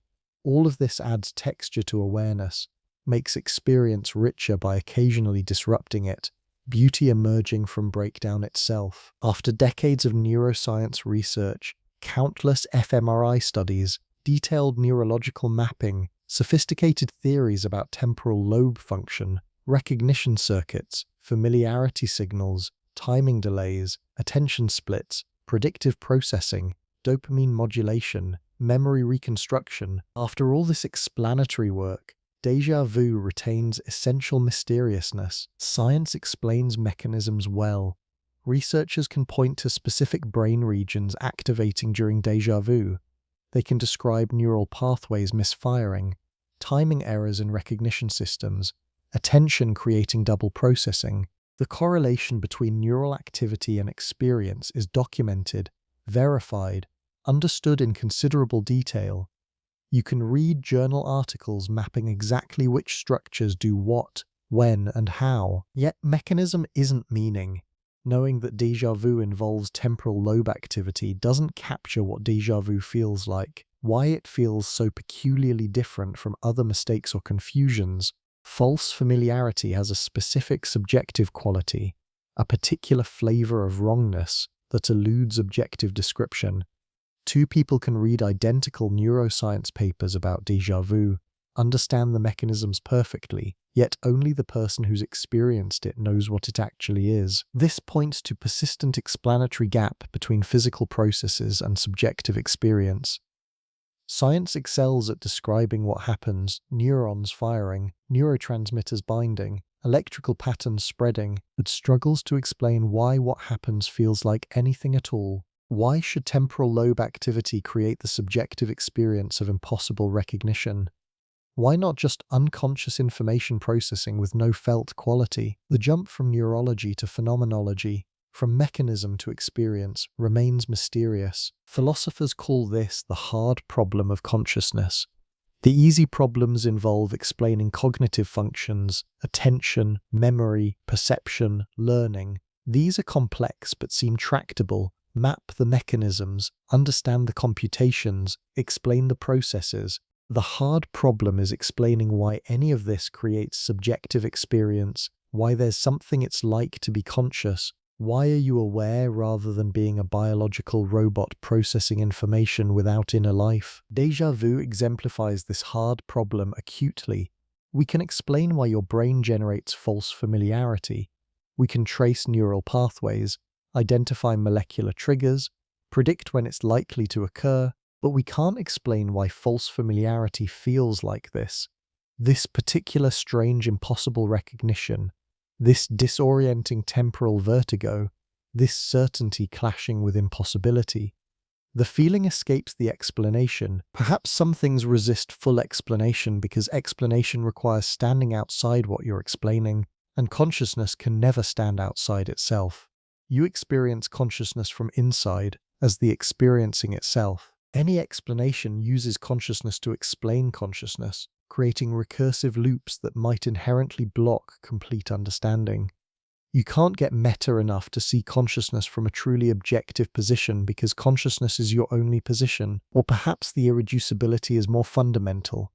Maybe subjective experience contains properties that aren't reducible to physical description, not because we lack sufficient science, but because subjectivity and objectivity are genuinely different kinds of things, not dualism necessarily, not claiming soul separate from body, but recognizing that first-person perspective and third-person description might capture different aspects of reality that can't be fully translated between each other. Déjà vu's mystery persists precisely because it's experience.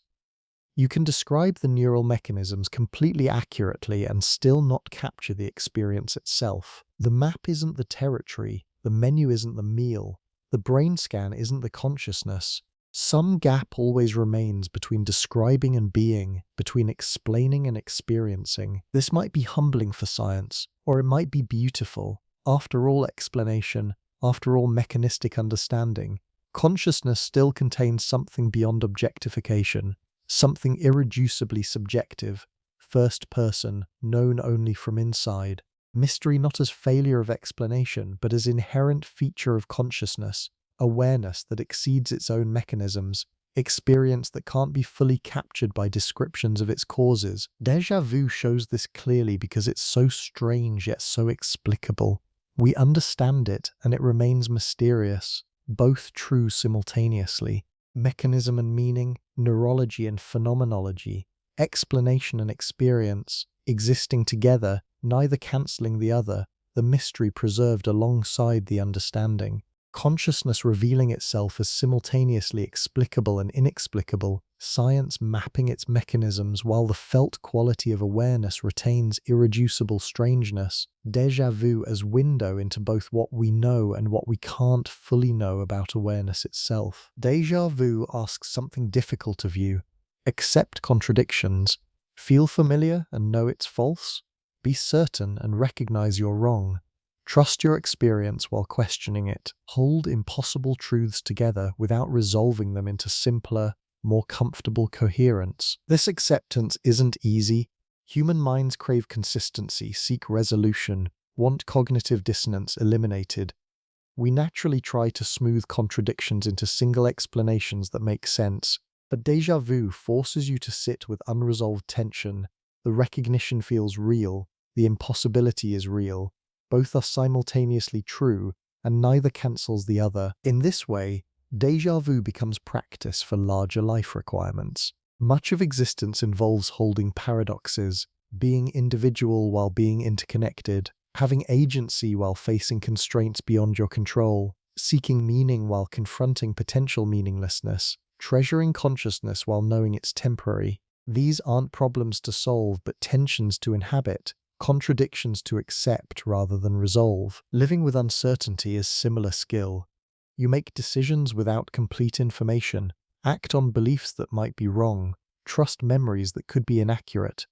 Déjà vu is uncertainty made visceral. You feel certain, yet you know better than to trust that feeling. The glitch teaches you that conviction doesn't equal correctness, that your strongest intuitions might mislead, that faith in your own consciousness requires accepting its fallibility. There's also acceptance of embodiment's limitations.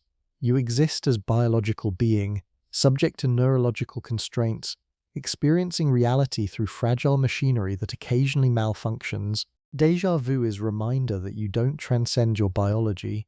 Your consciousness is brain-generated, dependent on neural functioning, vulnerable to any disruption in underlying physiology. Accepting this means relinquishing fantasies of pure mind independent of body, embracing your existence as inseparably biological. Yet déjà vu's strangeness also invites acceptance of mystery.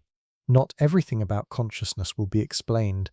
Not every experience will make complete sense. Some phenomena, like déjà vu, can be mechanistically understood yet remain subjectively mysterious. Accepting this means tolerating the gap between explanation and experience, between what science describes and what awareness feels like, knowing that map isn't territory even when map is accurate. This acceptance isn't resignation or defeat. It's maturity, recognizing reality's complexity, your own limitations, the necessity of living with uncertainty and paradox. Consciousness is vast enough to be both explicable and mysterious, familiar enough to feel known yet strange enough to surprise you occasionally. Déjà vu captures this duality in single experience, your brain misfiring in ways neuroscience explains yet creating sensations that feel uncanny, impossible, touched by something beyond ordinary explanation. The glitch teaches comfort with discomfort, settling into uncertainty rather than forcing premature resolution. Life rarely offers simple answers or clean contradictions resolved. More often, it presents complex situations requiring you to hold multiple perspectives, accept partial understanding, act despite uncertainty. Déjà vu is training in miniature, brief encounter with impossible recognition that teaches you to sit with strangeness, trust, and doubt your experience simultaneously. Accept that your consciousness contains glitches yet remains reliable enough to navigate reality. When déjà vu passes, as it always does, you return to normal consciousness, perhaps slightly changed, more aware of awareness's constructed nature, more humble about certainty's reliability, more accepting of strangeness as occasional part of experience. The disruption settles back into stability, but memory of the disruption remains, quietly reminding you that reality is stranger than ordinary experience suggests, that your brain creates your world in ways you don't fully control or understand, that mystery persists even in explained phenomena, that acceptance of all this is wisdom, not ignorance. You're not alone in experiencing déjà vu. Approximately 60 to 70% of people report having felt it at least once. This strange phenomenon, impossible recognition, temporal vertigo, consciousness glitching, is shared human experience connecting you to others across cultures, centuries, continents. Your recognition system is no more broken than anyone else's, your consciousness no more prone to misfiring. We all inhabit these fragile, occasionally glitchy minds together. There's something comforting about this universality. When déjà vu hits, the experience feels isolating, disorienting, like reality is fracturing in ways unique to you. But it's not unique. Someone right now, somewhere in the world, is experiencing the same impossible familiarity you've experienced. Throughout history, billions have felt their present moment become strangely past, felt certainty clash with impossibility, encountered the same cognitive vertigo. You share this with Socrates, with medieval peasants, with your neighbors, with strangers on opposite sides of Earth.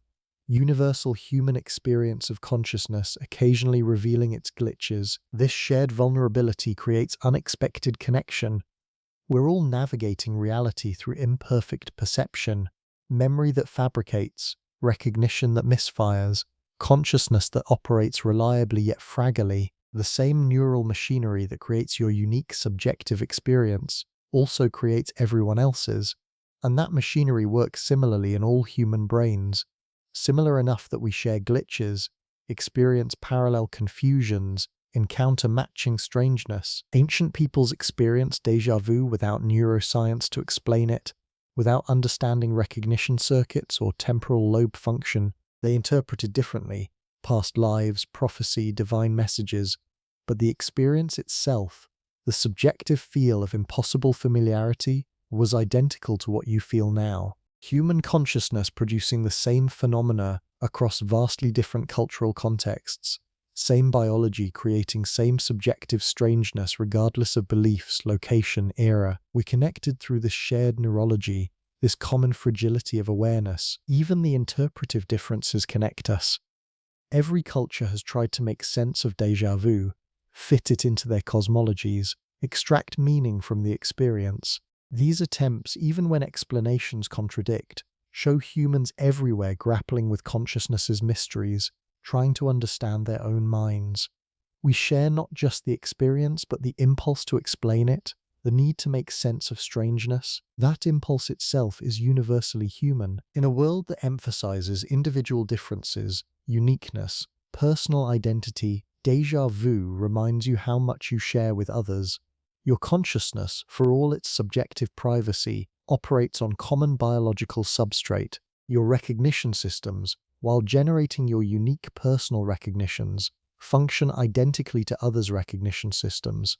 When they glitch in the same ways for you as for everyone else. You're not separate mind uniquely experiencing reality.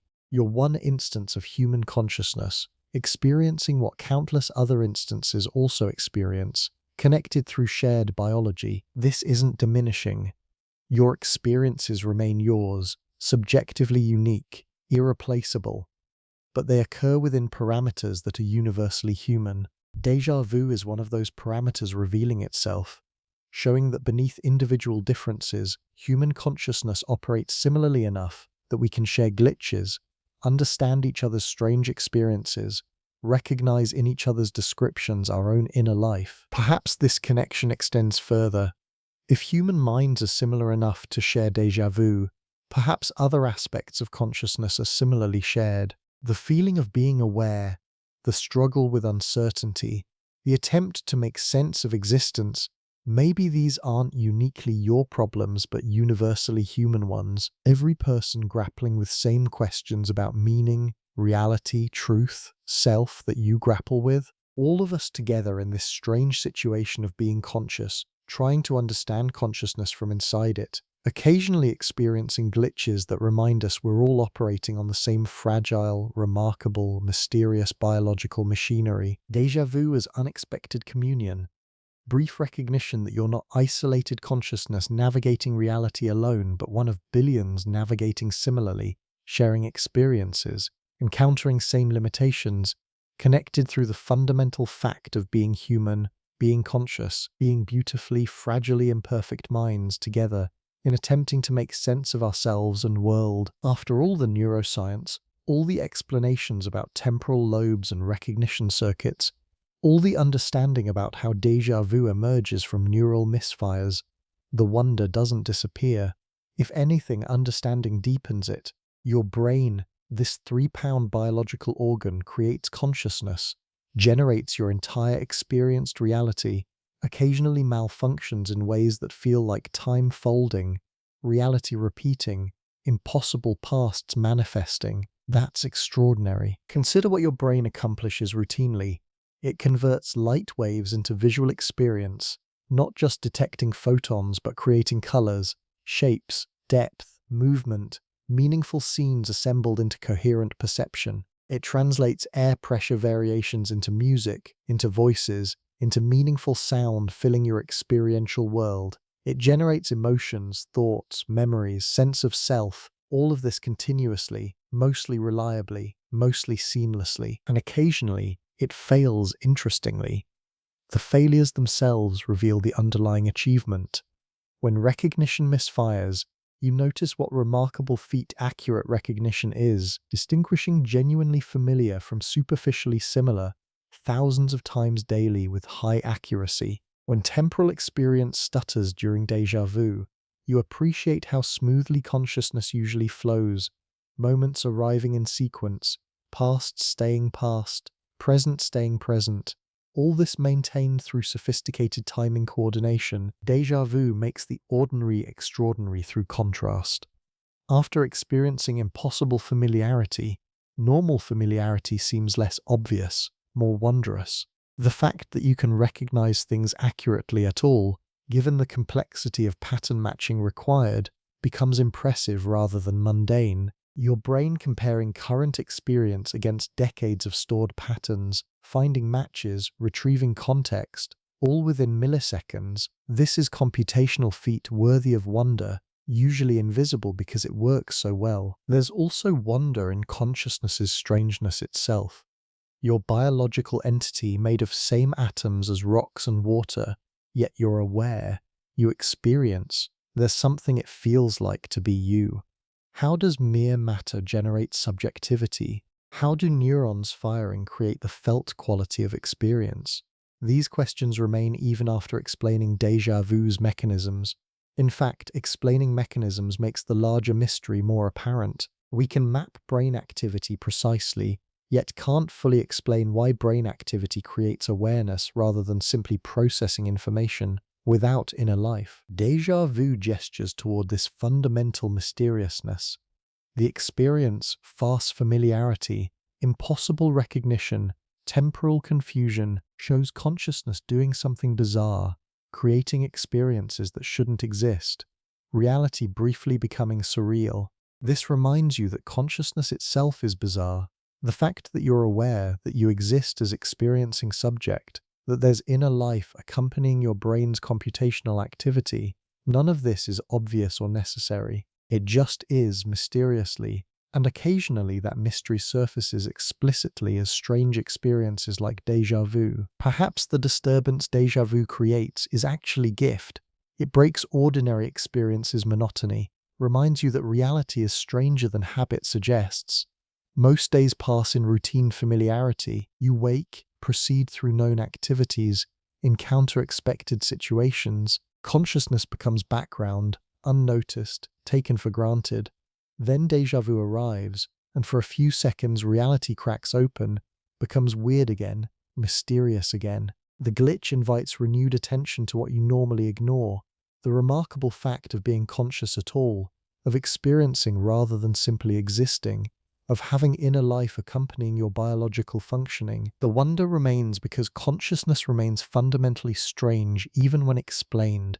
Science can describe how, can map mechanisms, can predict when phenomena will occur, but the why consciousness feels like anything, why awareness has subjective character, why there's experience accompanying brain activity, stays open, unanswered, maybe unanswerable. Déjà vu exemplifies this. Understood yet mysterious, explained yet still strange, mapped neurologically yet retaining ineffable subjective quality that description doesn't capture. So after all analysis, all mechanistic understanding, the experience of déjà vu preserves its wonder. Your brain creating impossible experiences, consciousness revealing its constructed yet mysterious nature, ordinary moments occasionally becoming briefly extraordinary. Perhaps that's the real gift. Not just the explanation, but the preserved strangeness, the reminder that your mind is more remarkable and strange than everyday functioning suggests. That awareness itself is ongoing miracle worth noticing. That reality remains deeper and weirder than surface appearances reveal.